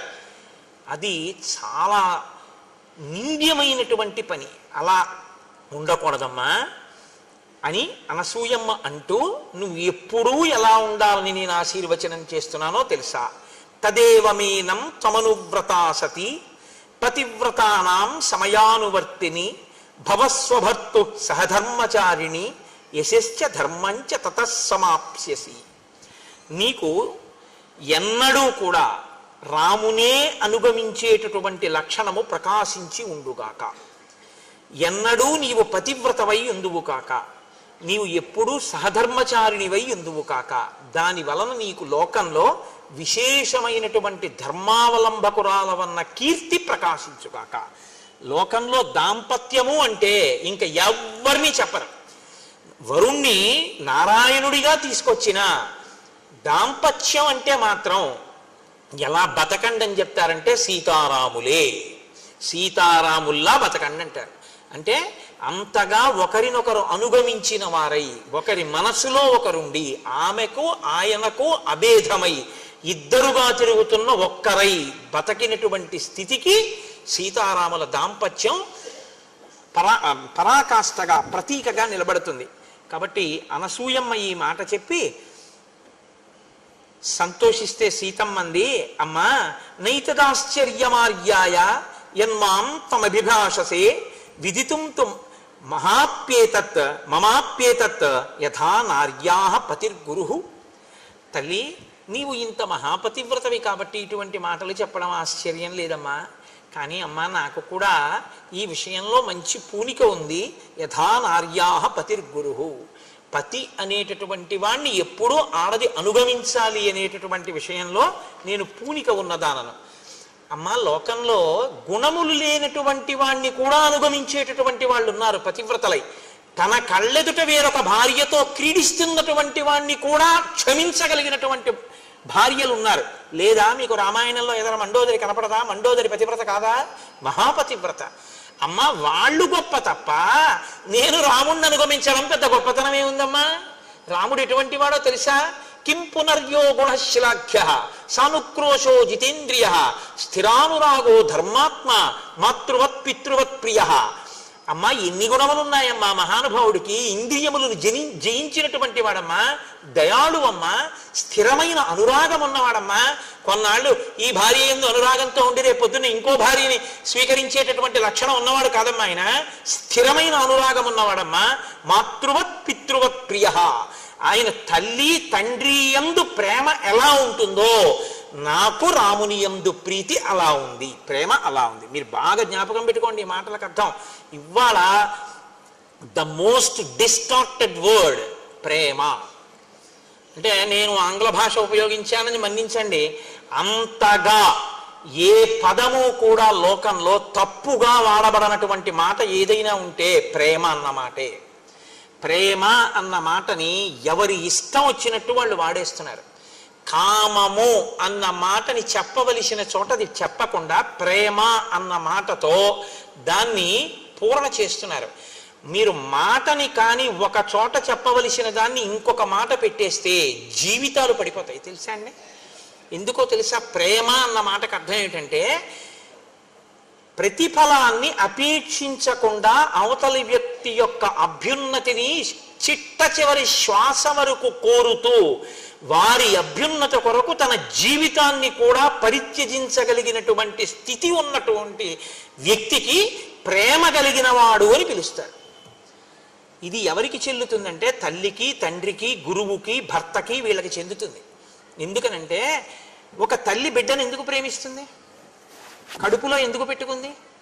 వైకుంఠం క్యూ కాంప్లెక్స్లో వెళ్ళిపోతున్నటువంటి చంటి పిల్లవాడు ఏడిస్తే, నిన్నగాక మొన్న పెళ్ళైనటువంటి యవ్వనంలో ఉన్న తల్లి పిల్లవాడు ఏడిస్తే ఏడిచాడు కానీ ఇంతమంది మగవాళ్ళ మధ్యలో నేను నా స్తన్యం ఇవ్వను అనకుండా, వాడు ప్రాణం ఎక్కడ పోతుందో అని అంతమంది మగవాళ్ళు ఉన్నారని కూడా చూడకుండా స్తన్యం ఇచ్చి పిల్లాడిని ఎందుకు పోషిస్తోంది? పిల్లవాడి మలమూత్రాలు ఎందుకు ఎత్తుతోంది? తన నెత్తుటిని పాలగా మార్చి పిల్లవాడికి ఎందుకు పడుతోంది? వాడు ఏడిస్తే వాడి చెవిలో చీమ దూరిందని ఏ భాష చేత తెలుసుకుంటోంది? ఇది అమ్మతనం. ఈ అమ్మతనం ఉందే, ఈ అమ్మతనమే లోకంలో మొట్టమొదటి దైవస్వరూపంగా గుర్తింపబడి గౌరవింపబడింది. ఈ అమ్మ ప్రాణం పోయేటప్పుడు ఆఖరణ కూడా ఆ కొడుకును ఒకసారి చూసి చచ్చిపోవాలనుకుంటుంది. నా కొడుకు ఒళ్ళో తలపెట్టుకు చచ్చిపోవాలనుకుంటుంది. కట్టుకున్నవాడున్నా వాడు కొరివి పెడితే బాగుండనుకుంటుంది. వాడు వైద్యం చేయించకపోయినా, ఎందుకమ్మా వాడు అన్నం పెట్టాడా వైద్యం చేయించాడా, ఆ పిల్లవాడు నాశనం అయిపోతాడమ్మా అన్నారు అనుకోండి ఎవరైనా, వద్దమ్మా అంత మాట అనకండమ్మా, వాడలా 10 కాలాలు బతకనివ్వండి, అంతేకాని నాకు అన్నం పెట్టకపోతే ఏమిటి, పెద్దదాన్ని అయిపోయిన ఎన్నాళ్ళు ఉంటాను, ఇవాళ ఉంటాను, రేపు పోతాను, వృద్ధిలోకి రావలసిన వాడు వాడంటూ. ఇది అమ్మ అంటుంది. నాన్నగారు అంటారు, గురువు గారు అంటారు. దీనికి ప్రేమ అని పేరు. అంతేకాని ఓ తల్లి తండ్రి కష్టపడి తన కడుపున ఒక అందమైన పిల్ల పుట్టింది, దాన్ని కన్యాదానం చేసి దాని జీవితాన్ని అభ్యున్నతిలోకి తీసుకొద్దామని నిరంతరం కలలు వాళ్ళు కంటే, నీ సొత్తులా నువ్వు ఎక్కడో ఆ పిల్లని చూసి అయితే నాది కావాలి లేకపోతే ఎవరికో కాకూడదని నువ్వు ఆమె మీద యాసిడి పోసి ప్రేమ అని పిలవడం నీ కామానికి పరాకాష్ట తప్ప ప్రేమ ఎలా అయింది? ప్రేమ అన్న మాట వక్రంగా వాడకూడని రీతిలో వాడబడుతోంది. వాడి పాడు చేస్తున్నారు. ఇవాళ పిల్లలది కాదు తప్పు, పెద్దలదే తప్పు. ఇవ్వకూడని మాట మీరు అందించేశారు పిల్లలకి. వాడు ఆ మాట వాడుతున్నాడు. నేను కామించానని చెప్పండి వాడిని. మరి చెప్పలేడు, సిగ్గుపడతాడు. కామించడం అంటే ఏమిటో తెలుసా అండి? కోరడం, నాకే దక్కాలని అడగడం, దక్కకపోతే వ్యగ్రత కలగడం, దానికి కామం అని పేరు. అందుకే కామం పక్కన చెల్లెలు క్రోధం ఉంటుంది. ఎప్పుడు తీరితే తృప్తి, తీరకపోతే కోపం, రెండు ఉంటాయి. ప్రేమ అలా కాదు. వాడు చూశాడు సంతోషం, చూడలేదు సంతోషం, రెండిటికీ ఆశీర్వచనమే. ప్రేమని పట్టుకెళ్ళి కామం దగ్గర ప్రేమ వాడతావా? నువ్వు వాడి ఎన్ని లక్షల కుటుంబాల్లో అగ్నిహోత్రం పోసేసావు. నేను అందుకే మనవి చేస్తున్నాను, రచయితలు తమ బాధ్యతలు గుర్తించవలసి ఉంటుంది. చేతికి కలం ఉందని ఇష్టం వచ్చినట్టు పదాలు వాడి యువతరాన్ని పాడు చేసే అధికారం ఎవరికి లేదు. నేను ఈ మాట అంటే నాకు ఒక సినీ రచయిత ఫోన్ చేశాడు ఒకప్పుడు. కోటేశ్వరారు మీరు అన్న మాటలు నా హృదయాన్ని తాకి, నేను కొన్ని చాట్ల రాశాను, నన్ను మీరు క్షమించండి అన్నాడు. నేను ఎంత సంతోషించానో నిజంగా. ఆయన ఉదారుడు, సంస్కృతి ఉన్నవాడు. నేను చాలా సంతోషించాను. తప్పు చేయడం గొప్ప కాదు, తప్పు దిద్దుకోవడానికి సిద్ధపడడం గొప్ప. కాబట్టి ఆ తల్లి సీతమ్మ అంటోంది, అమ్మా యావృత్తిం వర్తతే రామ కౌసల్యాయాం మహాబల తమేవ నృపనారీణాం అన్యాసామపి వర్తతే. నా భర్త ఎంత గొప్పవాడో తెలుసా అమ్మా? ఎప్పుడైనా దశరథ మహారాజు గారు తన భార్య అయినటువంటి కౌసల్య, సుమిత్ర, కైకేయిని ఎంత ప్రేమగా చూసుకుని ఈ పిల్లలు పుట్టడానికి వాళ్ళని క్షేత్రములుగా స్వీకరించాడో, ఆ కన్న తల్లి అయినటువంటి కౌసల్యాదేవి పట్ల ఎటువంటి ప్రేమ చూపిస్తాడో ఆమెని క్షేత్రముగా రాముడు పుట్టాడు. కానీ తను పుట్టకపోయినా వారి కడుపుల యందు తండ్రి గారికి క్షేత్రములు కనుక, తండ్రి గారి భార్యలు కనుక, తండ్రి గారి భార్యలన్న కారణం చేత కౌసల్యని ఎలా గౌరవించాడో మిగిలిన రాణుల్ని కూడా నా భర్త అంత తల్లి రూపంగా గౌరవించాడమ్మా. అంత గొప్పవాడు నా భర్త. సగృదృష్టాస్వపి స్త్రీషు నృపేణ నృపవత్సగపు చూపులతో చూసి భార్యాస్థానంలో నుంచో పెట్టాడో వాళ్ళ యొక్క అందాల్ని మా రాముడు ఎప్పుడూ చూడలేదు. ఇంత అందగత్తె కాబట్టే మా నాన్నగారికి రాణి కాగలిగిందన్న మాట అనలేదు. ఈమె మా తల్లిగారు కాబట్టి నా చేత నమస్కారం అన్నాడు. ఇది రాముని యొక్క సౌశీల్యం. నాకు తల్లి అరణ్యానికి బయలుదేరేటప్పుడు మా అత్తగారు కౌసల్య చెప్పింది, ఆగచ్చత్యాంశ్చ విజనం వనమేవం భయావహం సమాహితం మే శ్రశ్వాచ హృదయే తద్ధృతం మహత్. నేను అరణ్యానికి వచ్చేటప్పుడు మా అత్తగారు భర్తతో ఎలా ప్రవర్తించాలని చెప్పిందో అవన్నీ నా మనసులో ఉన్నాయమ్మా. ఒక అత్తగారి పట్ల ఎంత గౌరవంతో కోడలు మాట్లాడాలో రామాయణం మనకి నేర్పుతుంది. అందుకే మీతో నేను మనవి చేసింది, ధర్మశాస్త్రాలు స్మృతులు వేదం ఇవాళ చదవగలవా అంటే పక్కన పెట్టండి, రామాయణ కావ్యం చదవండి. అన్నిటి సారాంశం అది, ఏదో ఒక బ్రహ్మణం మీకు నేర్పుతుంది. ప్రవర్తన ఎక్కడ ఎలా ఉండాలో మనకి నేర్పుతుంది. అత్తగారు చెప్తే సరిపోయిందా? ఆడపిల్ల, ఈడపిల్ల కాదు, ఇక్కడ పుట్టిన పిల్ల ఇంకో వంశాన్ని ఉద్ధరించడానికి ఎడుతుంది వాళ్ళ ఇంటికి. ఆ పిల్ల అక్కడ ఐశ్వర్యాన్ని వృద్ధి చేయడానికి, ఆ వంశాన్ని వృద్ధి చేయడానికి ఇక్కడ శిక్షణ ఇవ్వబడాలి. తల్లి ఏం చెప్పింది సీతమ్మకి మరి? ప్రాణిప్రదాన కాలేచ యత్ పురాత్వగ్ని సన్నిధౌ అనుశిష్టా జనన్యాస్మి వాక్యం తదపి మే ధృతం. అమ్మా, మా అమ్మ ఉందే, ఆవిడ అమ్మ అంటే ఆవిడ అయోనిజ, కానీ జనకుని జ్యేష్ఠపత్ని. మా అమ్మ నేను పుట్టింట్లో ఉన్నప్పుడు అత్తవారింట్లో ఎలా ఉండాలో నాకు నేర్పింది. అది ఎక్కడ వరకు నేర్పిందో తెలుసా అమ్మ? పెళ్లి చేస్తున్నప్పుడు, అగ్నిహోత్రం జరుగుతున్నప్పుడు కూడా నువ్వు నీ భర్తని అనుగమించాలి, అత్తమామల్ని గౌరవించాలి చెప్తూనే ఉంది. ఎక్కడి వరకు? పురాత్వగ్ని సన్నిధౌ, అగ్ని సన్నిధిలో కూడా పాణిప్రదాన కాలేచ, నా చెయ్యి రాముడి చేతిలో పెడుతున్న సుముహూర్త సమయంలో కూడా మీ ఇద్దరూ కలిసి బతకాలి. అతన్ని అనుగమించు, అతని మనసు నీ మనసు ఒకటి కావాలి తప్ప ఎన్నడూ మీ ఇద్దరూ రెండుగా ఉండకూడదు, ఒకటిగా బతకండి అని 1కి 10 మాటలు మా అమ్మ నాకు నేర్పిందమ్మా. అటువంటి తల్లి దగ్గర శిక్షణ పొందానమ్మా నేను. తన కీర్తి ఎక్కడి నుంచి వచ్చిందో నేర్పుతోంది. పరోక్షంగా అనసూయమ్మ, సీతమ్మ ఈ జాతికి నేర్పుతున్నారు. ఒక ఆడపిల్ల అత్తవారింట్లో ఎలా బతకాలో నేర్పవలసిన బాధ్యత తల్లిదండ్రులది. అయిందానికి కాందానికి జోక్యం చేసుకుని ప్రతిదానికి అత్తవారింటి విషయాలు కనుక్కుని వాళ్ళ నుంచి ఆడపిల్లని వేరు చేసే ప్రయత్నం పుట్టింటి వారు చెయ్యకూడదు. అక్కడ అత్తిపోయేటట్టుగా తల్లిదండ్రులు నేర్పాలి. ఇది నాకు నా తల్లి నేర్పింది.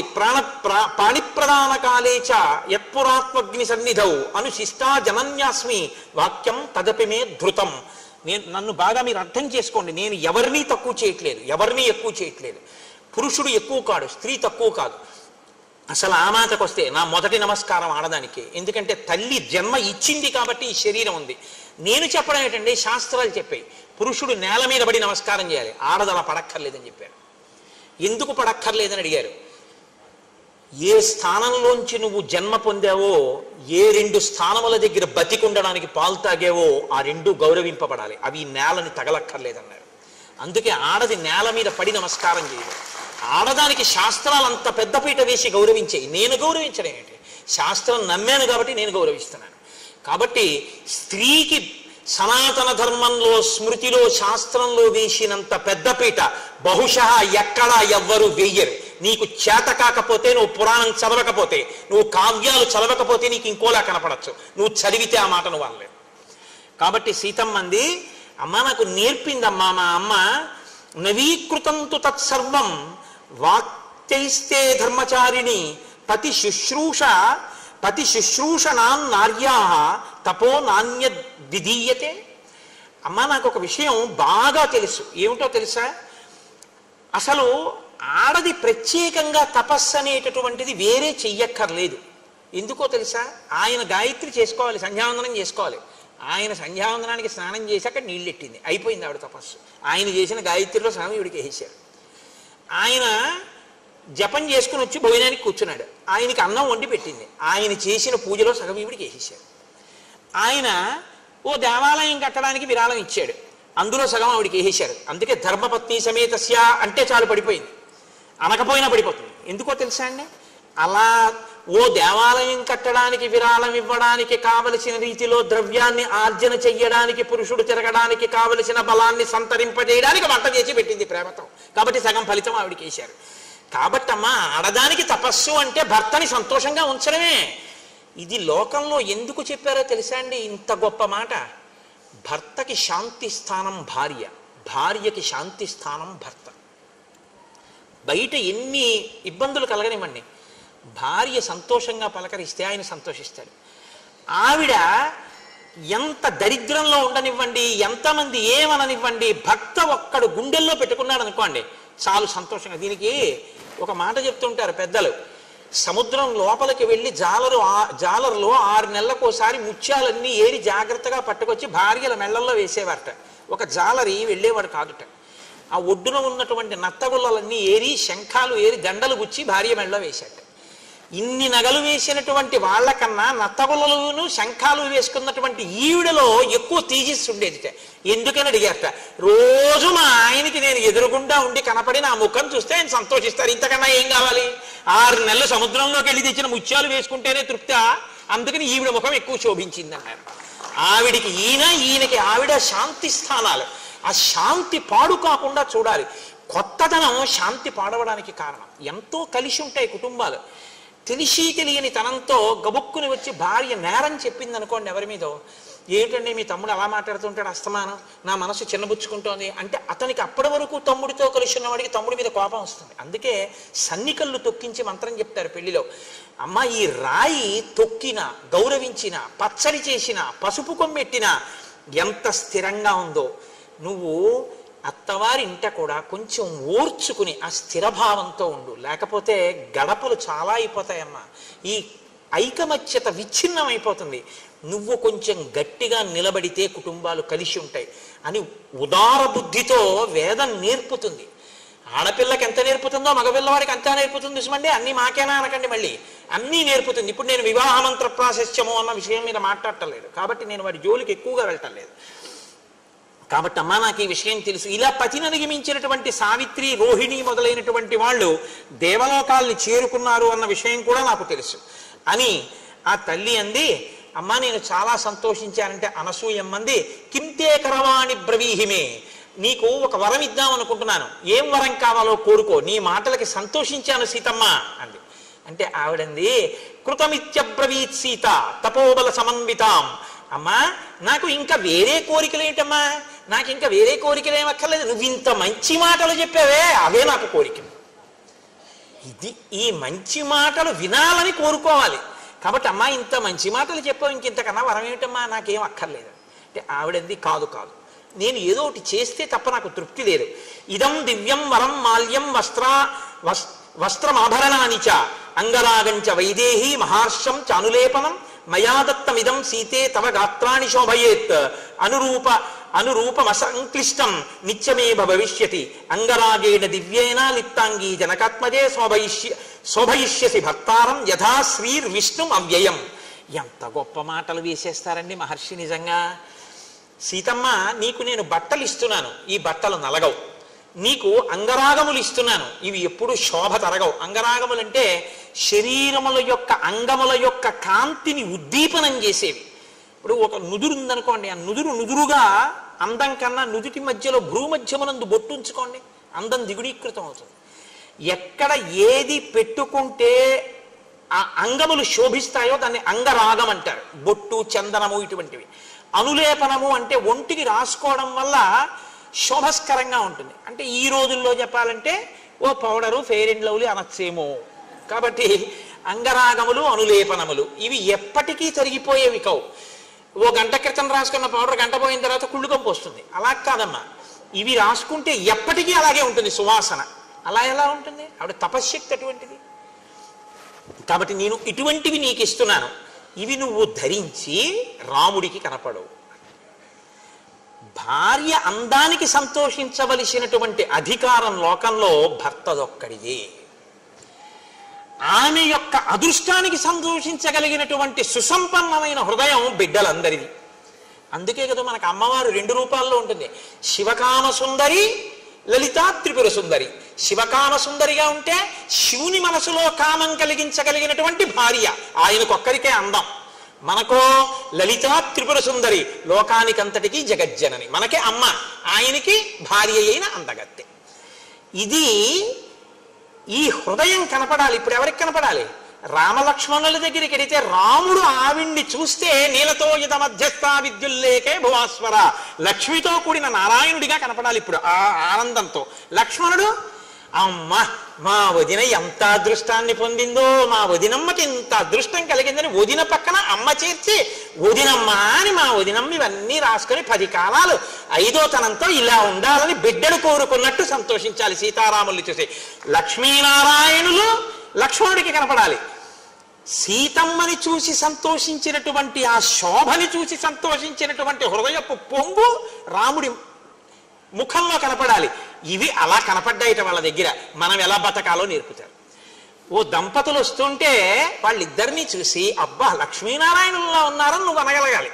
కాకి ముక్కుకి దొండపండు అన్న మాట దంపతుల మధ్య అనకూడదు, గుర్తుపెట్టుకోండి, ఎప్పుడు అనకూడదు. ఆవిడ చాలా బాగుంటుంది కానండి ఆయన బాగుండడనో, ఆయన చాలా బాగుంటారు కానండి ఆవిడ ఏం బాగుండదనో, అంత మహానుభావుడికి ఆవిడ భార్య ఏమిటండనో, ఆవిడికి ఈయన భర్త ఏమిటండనో ఎప్పుడు అనకూడదు. ఎప్పుడూ దంపతుల మధ్యలో ఏమనాలంటే వారు ఒకరికొకరు తగినవారనే అనాలి.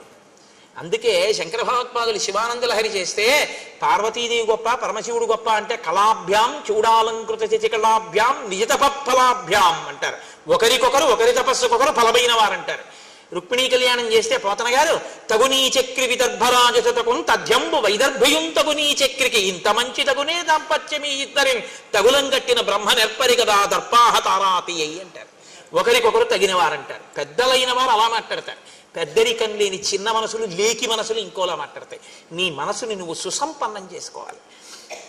ఈ విషయాన్ని మనకి నేర్పుతుంది రామాయణం. కాబట్టి ఇప్పుడు సీతమ్మ తల్లి ఎంతో సంతోషంతో ఆ బట్టలు కట్టుకుని ఆ అంగరాగములు రాసుకుని ఆ అనసూయమ్మని సేవించింది.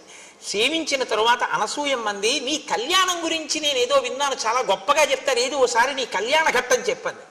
అప్పుడు చెప్తోంది కొన్ని రహస్యాలు. ఇవి బాలకాండలో మహర్షి చెప్పలేదు, ఇక్కడ చెప్తున్నారు. తస్య లాంగలహస్తస్య కర్షత క్షేత్రమండలం అహం కిలోత్థిత భిత్వా జగతీం నృపతేహే సుత. కొంతమంది ఏమంటారంటే ఏదో నాగటి చాలుకు దొరికింది, మందసంలో దొరికింది, పెట్టెలో దొరికింది అంటారు. సీతమ్మ అలా చెప్పలేదు. ఆవిడ ఏం చెప్పిందంటే మా తండ్రి గారు యజ్ఞం చేద్దామని భూమిని నాగలి చేత్తో పట్టుకుని దున్నుతూ విత్తనాల్ని చల్లుతున్నప్పుడు భూమి చీరుకున్న తర్వాత అందులోంచి నేను ఉద్ధిత పైకి ఇలా లేచాను. ఆవిడ భూమిలోంచి పైకి లేచింది. సమాం దృష్ట్వా నరపతి ముష్టి విక్షేపతత్పర పాంసు కుంఠిత సర్వాంగీం జనకో విస్మితో భవత్. చేతిలో విత్తనాలు పట్టుకు తల్లుతున్న మా తండ్రి నాగటి చాలు ఆ గాడిలోంచి ఇలా పైకి లేచినటువంటి నా ఒళ్ళంతా మట్టితో ఉంటే గబగబా వచ్చి బిడ్డలు లేని జనకుడు నన్ను తీసుకుని ఒళ్ళో కూర్చోపెట్టుకున్నాడు. కూర్చోపెట్టుకుని మనసులో నన్ను కుమార్తెగా భావన చేశాడు. అనపత్యేన చ స్నేహాత్ అంకమారోప్య చ స్వయం మమేయం తనేయత్యుక్త్వా స్నేహోమగి నిపాతిత. నన్ను స్నేహంతో సంతోషంగా నన్ను కుమార్తెగా చూసి ఒళ్ళో కూర్చోపెట్టుకున్నాడు. కూర్చోపెట్టుకోగానే ఈమె ఆయన కుమార్తె ఏనా దొరికింది తప్ప అయోనిజ. అయోనిజ నరకాంత కాదు కదండి. సీతమ్మ నరకాంత కాదు, స్పష్టం. నరకాంత అయితే నరుడికి జన్మించాలి, నరుడికి జన్మించలేదుగా. అయోనిజ కాబట్టి నరకాంత మాత్రం కాదు. నరకాంత మాత్రం కాదు కాబట్టి యోని సంభవ కాదు కాబట్టి దేవతాకాంత. ఇప్పుడు ఈమె నాకు కూతురు అని నేను ఎలా చెప్పాలి సమాజంలో అంటే అశరీరవాణి పలికిందిట పైనుంచి. అంతరిక్షేచవాగుప్త అప్రతిమా మనుషీకిల ఏవమే తన్నరపతే ధర్మేణ తనయాతవా. ఈమె నరకాంత కాదు, ఈమె అయోనిజ. అయినా నీకే దొరకాలని నాగటి చాలు పెట్టి దున్నుతున్నప్పుడు భూమిని చీల్చుకుని భిత్వా అన్నారు.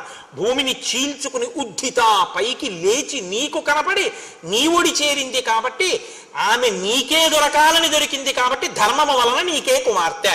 జనకునికి దొరికింది కాబట్టి జానకి అని నువ్వు పిలవచ్చు అన్నారు. అందుకునమ్మా నేను జనకుడికి కూతురుని అయ్యాను తప్ప ధర్మంలో నేను వీరికి కూతురునని చెప్పడం కుదరదు అంటే అన్యాపదేశంగా చెప్పేసింది. అసలు నేను నరకాంతన కాను, నేనే శ్రీ మహాలక్ష్మిని. తత ప్రహృష్టో ధర్మాత్మా పితామే మిథిలాధిప అవాప్తో విపులాం బుద్ధిం మామవాప్య నరాధిప. మా నాన్నగారు చాలా సంతోషంగా నన్ను తీసుకెళ్లి పెంచి పెద్ద చేశారు. మా అమ్మగారు కూడా సంతోషించారు. కానీ మా నాన్నగారు ఎక్కడ బెంగ పెట్టుకున్నారో తెలుసా అమ్మ? అయోనిజాం హిమాం జ్ఞాత్వా నాధ్యగచ్చద్విచింతయన్ సదృశం చానురూపంచ మహీపాలపతిం మమ. అయోనిజ అయినటువంటి ఈ పిల్లకి నేను భర్తను ఎక్కడి నుంచి తీసుకురావాలి, ఎవరికిచ్చి పెళ్లి చేయాలి, ఎలా తెలుస్తుంది అని మా నాన్నగారు బెంగ పెట్టుకున్నారు. అందుకని శివధనస్సును అక్కడ పెట్టించాడమ్మా. ఎవడు శివధనస్సు ఎత్తాడో వాడే శివుడు. శివుడు విష్ణు సహస్రనామంలో విష్ణువుకి శివ అని నామం లేదు. శివుడు అంటే మంగళకరుడు. మంగళకరుడు అంటే ఎవరు? మంగళములకు మంగళం ఏమిటంటే శివ అంటే బతికుండడమే శివ. లోపల ప్రాణం ఉంటే మంగళం, ప్రాణం లేకపోతే అమంగళం. కాబట్టి అంతటా వ్యాపించి లోపలికి కూడా వెళ్ళేటటువంటి వాయు రూపంలో ఉండే అంతటా పరివ్యాప్తమైనటువంటి రూపం విష్ణువు. అంతటా ఉన్నది ఆత్మ, ఆత్మగా ఉన్నది శివుడు, శివుడు విష్ణువు అభేదం. కాబట్టి శివ ధనస్సు ఎవరెక్కు పెడతారో వాడే ఈ సీతమ్మని భరించగలిగిన భర్త. విష్ణువు ఈ లోకంలో నరుడిగా జన్మించాడని గుర్తుపట్టాలంటే శివధనస్సు ఎక్కువ పెట్టాలని మిష పెట్టాలి. అందుకని నన్ను వీర్యశుల్కని చేశాడు మా నాన్న. స్వయంవరం ప్రకటించి ఎవరు శివధనస్సు ఎక్కువ పెడతారో వాళ్ళకిస్తాను అన్నాడు. మహాయజ్ఞే తదా తస్య వరుణేన మహాత్మన దత్తం ధనుర్వరం ప్రీత్య తూణీచ అక్షయ సాయకౌ. వరుణుడు ఇచ్చినటువంటి ఆ అక్షయబాణ తూణీరములు శివధనస్సు మా ఇంట్లో ఉన్నాయి కాబట్టి ధనస్సు ఎక్కువ పెట్టిన వాడికి ఇస్తాను అన్నాడు. కానీ అమ్మా ఏమైందో తెలుసా, రామచంద్రమూర్తి వచ్చారు ఒకప్పుడు. వచ్చి ఈ శివధనస్సుని ఎక్కుపెట్టాడు. అప్పటికి లోకంలో కొన్ని కోట్ల మంది నన్ను భార్యని చేసుకోవాలని చూస్తున్నారు. ఎవరు శివధనస్సుని ఎక్కుపెట్టలేదు, నేను ఎవరికి భార్యని కాలేదు. ఇప్పుడు రాముడు శివధనస్సు ఎక్కుపెడితే నన్ను ఇస్తానని మా నాన్నగారు అన్నారు. కాబట్టి రాముడు ఎంత సంతోషించాలి, యవ్వనంలో ఉన్న యువకుడైన రాముడు. అందులో సీతమ్మ స్వరూపం అంటే మాటలా జగదేక సుందరి ఆ తల్లి. అటువంటి తల్లిని తతోహం తత్ర రామాయ పిత్రా సత్యాభిసంధిన నిశ్చితా దాతుముద్యమ్య జలభాజనముత్తమం. శివధనుర్భంగం జరగగానే పిల్లనిచ్చేస్తానని మా నాన్నగారు ఒక స్వర్ణ కలశంలో నీళ్లు పట్టుకొని గబగబా వచ్చారు, నన్ను తీసుకొచ్చారు. సీత నిన్ను కన్యాదానం చేసేస్తున్నాను రాముడికి అన్నారు. అప్పుడు రాముడు ఏమన్నాడో తెలుసా అమ్మా, ఇవ్వడానికి నువ్వెవరు, పుచ్చుకోవడానికి నేనెవరు. మా గురువు గారు విశ్వామిత్రుడు ధనస్సు ఎక్కువ పెట్టమన్నారు, ఎక్కువ పెట్టాను. నువ్వు ఎవరైనా ఎక్కువ పెడితే ఎక్కువ పెట్టండి అన్నావు, క్షత్రియుణ్ణి కాబట్టి ఎక్కువ పెట్టాను. ఇక పిల్లనివ్వడం అంటావా, నువ్వు ఇస్తానన్నావు కానీ పుచ్చుకోవడానికి నేను ఒప్పుకోవద్దు. అది పుచ్చుకోవడానికి వస్తువు కాదు పిల్ల. ఇప్పుడు నేను పుచ్చుకున్న తర్వాత నా భార్య అవుతుంది. నా భార్య అయితే దశరథ మహారాజు గారికి కోడలు అవుతుంది. కోడలైతే ఆ వంశ గౌరవాన్ని నిర్ణయిస్తుంది. కాబట్టి వంశ గౌరవాన్ని నిర్ణయించేటటువంటి కోడల స్థానంలో కూర్చోవలసిన వ్యక్తిని నిర్ణయించే అధికారం మా నాన్నగారిది. అంతేగాని ఇవ్వడానికి మీరెవరు, పుచ్చుకోవడానికి నేనెవరు. మా నాన్నగారికి చెప్పండి, ఆయన వచ్చి చూసి రామా ఈ పిల్ల పెళ్ళలో తాళి కట్టు అంటే అప్పుడు కడతా, అప్పుడు పుచ్చుకుంటా పాణిగ్రహణం అన్నాడు మా ఆయన. దీయమానాం నతు తదా ప్రతిజగ్రాహ రాఘవ అవిజ్ఞాయ పితుశ్చందం అయోధ్యాధిపతే ప్రభో. మా తండ్రి అయోధ్యాధిపతి దశరథుడు ఉన్నాడు, ఆయన కబురు చేయండి, ఆయన ఒప్పుకుంటే చేసుకుంటానన్నాడు మా ఆయన. ఇంకో ఆడదైతే ఇంత అందగత్తెని శివధనుర్భంగం అయింది, అయినా కూడా మా ఆయన మీన నిమిషాలు లెక్కెట్టాడు. వాళ్ళ నాన్నని అడుగుతానన్నాడు, ఈ పిచ్చి ప్రేమే కొంప ముంచింది, వరాలు ఇచ్చారని అరణ్యాలుగా పంపించాడు. మా ఆయనకి ఇప్పటికి బుద్ధి రాలేదు, ఇంకా నాన్న కూర్చెట్టుంది. సీతమ్మంది ఇప్పుడు కాదు, అప్పటి నుంచి మా ఆయనకి తండ్రి అంటే అంత ప్రేమ. పితృభక్తి పరాయణుడైనటువంటి భర్త నాకు దొరికినందుకు నేను గర్వపడిపోతున్నానమ్మా. ఈ కథ నీకొక్కదానికే చెప్పానమ్మా అంది సీతమ్మ. ఇది బాలకాండలో చెప్పలేదు మహర్షి. ఎందుకు చెప్పలేదంటే ఎక్కడ ఏ సమున్నత పాత్రకి చెప్పించాలో ఆ పాత్రకి చెప్పించాలి సీతమ్మతో. అనసూయమ్మ దొరికే వరకు ఈ కళ్యాణఘట్ట రహస్యాన్ని సీతమ్మ నోటి వెంట మహర్షి ఎవ్వరికి చెప్పించాల. అనసూయమ్మ కనపడ్డాక అనసూయమ్మకి చెప్పించారు. అంటే ఆవిడ వైభవం ఎంత గొప్పదో, అటువంటి అత్రి అనసూయమ్మ సంతానంలో పుట్టేటట్టుగా ఆత్రేయస గోత్రంలో పుట్టినవారు ఎంత అదృష్టవంతులో మీరు ఆలోచించగలగాక. కాబట్టి అలా అమ్మా మా వివాహమైంది అన్న తర్వాత ఆ వస్త్రాలు కట్టుకుంది. తల్లి ఎంతో సంతోషించింది. ఆనాడు అందరూ ఆనందపడ్డారు. ఆ రాత్రి అక్కడ నిద్ర చేశారు. మరునాడు ఉదయం అత్రి మహర్షి యొక్క అనుమతి తీసుకుని సీతారాములు లక్ష్మణ సహితుడై దట్టమైనటువంటి అరణ్యంలోకి ప్రవేశించి తమ ప్రయాణాన్ని ప్రారంభించారు. అందరూ ఎంతో సంతోషంగా ఉన్నారు అన్న మంగళకర వాక్కు దగ్గర అయోధ్యకాండని పూర్తి చేసి రేపటి సాయంకాలం అరణ్యకాండ ప్రవచనాన్ని ప్రారంభం చేస్తారు. ఎంత గొప్ప గొప్ప మహర్షులు! ఇక అరణ్యకాండే మహర్షి అలా రచన చేశారు. బంధనము అంటే జుత్తు ఇలా విడిపోయి ఉండకూడదు. జటగా ఉన్నటువంటి జుత్తుకి ఇప్పటి రోజుల్లో అయితే దాన్ని ఏమిటంటారు, ఇలా పెట్టే రబ్బర్ బ్యాండ్ అంటారే, అలా ఉన్నదాంతో ఆ జుత్తు కట్టాలి.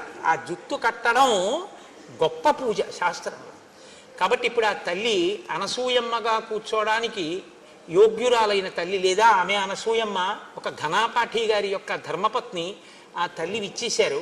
ఆవిడ్ని తీసుకొచ్చి చక్కగా ఆ పూజ చేయిస్తారు. ఆవిడికి అంగరాగములు రాస్తారు, అంటే ఆవిడికి కూడా పౌడరు మొదలైనవి రాస్తారు. చక్కగా బొట్టు ఉంచుతారు, కాటుకు ఉంచుతారు. ప్రత్యక్ష నివేదన మంత్రంతో ఆవిడ చేతిలో పళ్ళు పెడతారు, ఆవిడ తింటారు. ఆవిడికి తాంబూలం ఇస్తారు. తాంబూలం చాలా గొప్ప సూచన ఐదోతనానికి. అందుకే శంకరాచార్యులు వారు సౌందర్యలహరిలో తాంబూలం మీద శ్లోకాలే చేసేసారు ఆయన. రణీజిత్వా దైత్యానపహృత శిరస్త్రై కవచిభిః అంటూను. అందుకని ఆ తాంబూలం వేసుకుంటారు, ఆ జటాబంధనం పెడతారు, పువ్వులు పెడతారు, ఆవిడ కాళ్ళు కడుగుతారు, కాళ్ళు తుడుస్తారు. తర్వాత చక్కగా ఆవిడికి ఆ పాదములకు పారాణి పెడతారు. అప్పుడు ఆవిడికి పూజ చేస్తారు. అవన్నీ మీ అందరూ చూసి ఆనాడు సీతమ్మ ఎంతటి అనుగ్రహాన్ని పొందిందో మీ అందరూ కూడా అటువంటి అనుగ్రహాన్ని పొందండి. మనకి శాస్త్రంలో నియమం ఏమిటో తెలుసా అండి? 2 కారణముల చేత నాకు అక్కర్లేదు ఈ ఫలితాన్ని అని విడిచిపెట్టేసుకుంటారు. నాకు అక్కర్లేదండి ఇది చూసిన ఫలితం, దీన్ని నేను అంత చూడవలసిన విషయంగా భావించట్లేదు, ఆవిడంత పూజనీయురాలు కాదు, అనసూయమ్మని పూజించాలా, మేము అవమానిస్తాం అనాలంటే 2 పద్ధతులు చెప్తారు. ఒకటి, భక్తి ఉన్నా పూజ జరుగుతున్నప్పుడు పక్క వాళ్ళతో మాట్లాడితే మీరు ఎంత పుణ్యాన్ని చూసి పొందారో అది పక్క వాళ్ళకి వెళ్ళిపోతుంది. నేను ధర్మశాస్త్రం చెప్తున్నాను, అందుకే పూజలో మాట్లాడరు, కారణం అదే, పక్క వాళ్ళకి వెళ్ళిపోతుంది. 2, అటువంటి గొప్ప పూజ జరుగుతున్నప్పుడు నిలబడి ఉంటే అవమానించినట్టు లెక్క. అందుకే సభలో నిలబడరు. మీరు చూడండి, ప్రభువు సభ తీర్చి ఉంటే ఎక్కడ ఉచితమైన ఆసనములను అలంకరించిరి అంటారు. ఇక్కడ కూర్చోవడమా ఇక్కడ కూర్చోకపోవడమా అని ఉండదు, కూర్చుండిపోతారు తప్ప నిలబడి ఉండకూడదు. ఇది విన్నాక కూడా నిలబడితే దాని అర్థం ఏమిటనుకోవాలి నేను? అంటే అనసూయమ్మ పూజ పట్ల మాకు ఆ గౌరవం లేదయా, నువ్వు చెప్తున్నావు కానీ అని వారు అంటున్నారని నేను గుర్తించవలసి ఉంటుంది.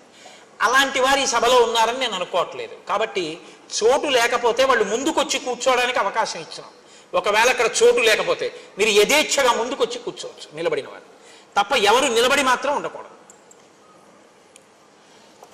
ఇప్పుడు మనం పెట్టుకున్నటువంటి నియమాన్ని అనుసరించి 10 మాటలు రామనామం చెప్పేద్దాం. ఈలోగా తల్లిని తీసుకుని వస్తారు. ఏరండి ఆ తల్లేరి?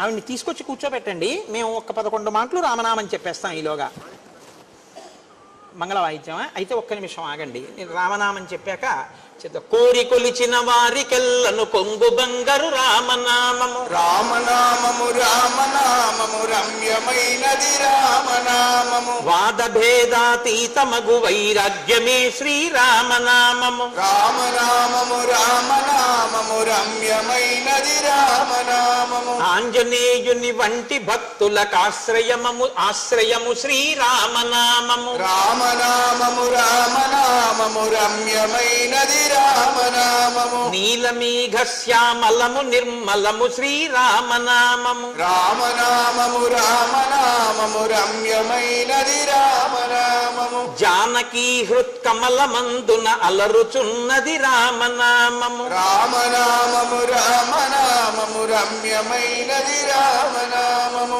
3 నదులను దాటు వారికి మోక్షలక్ష్మియ రామనామము, రామనామము రామనామము రమ్యమైనది రామనామము, భక్తితో ప్రహ్లాదుడడిగిన వరములొసగెను రామనామము, రామనామము రామనామము రమ్యమైనది రామనామము, ఎందరో మహానుభావుల డంగమాయను రామనామము, రామనామము రామనామము రమ్యమైనది రామనామము, కోటి జన్మల పాపమెల్లను రూపుమాపును రామనామము, రామనామము రామనామము రమ్యమైనది రామనామము, పాలు మీగడ పంచదారల పక్వమే శ్రీరామనామము. రామ మహేశ్వర పరబ్రహ్మార్పణమస్తు. స్వస్తి. అయ్యా తీసుకురండి.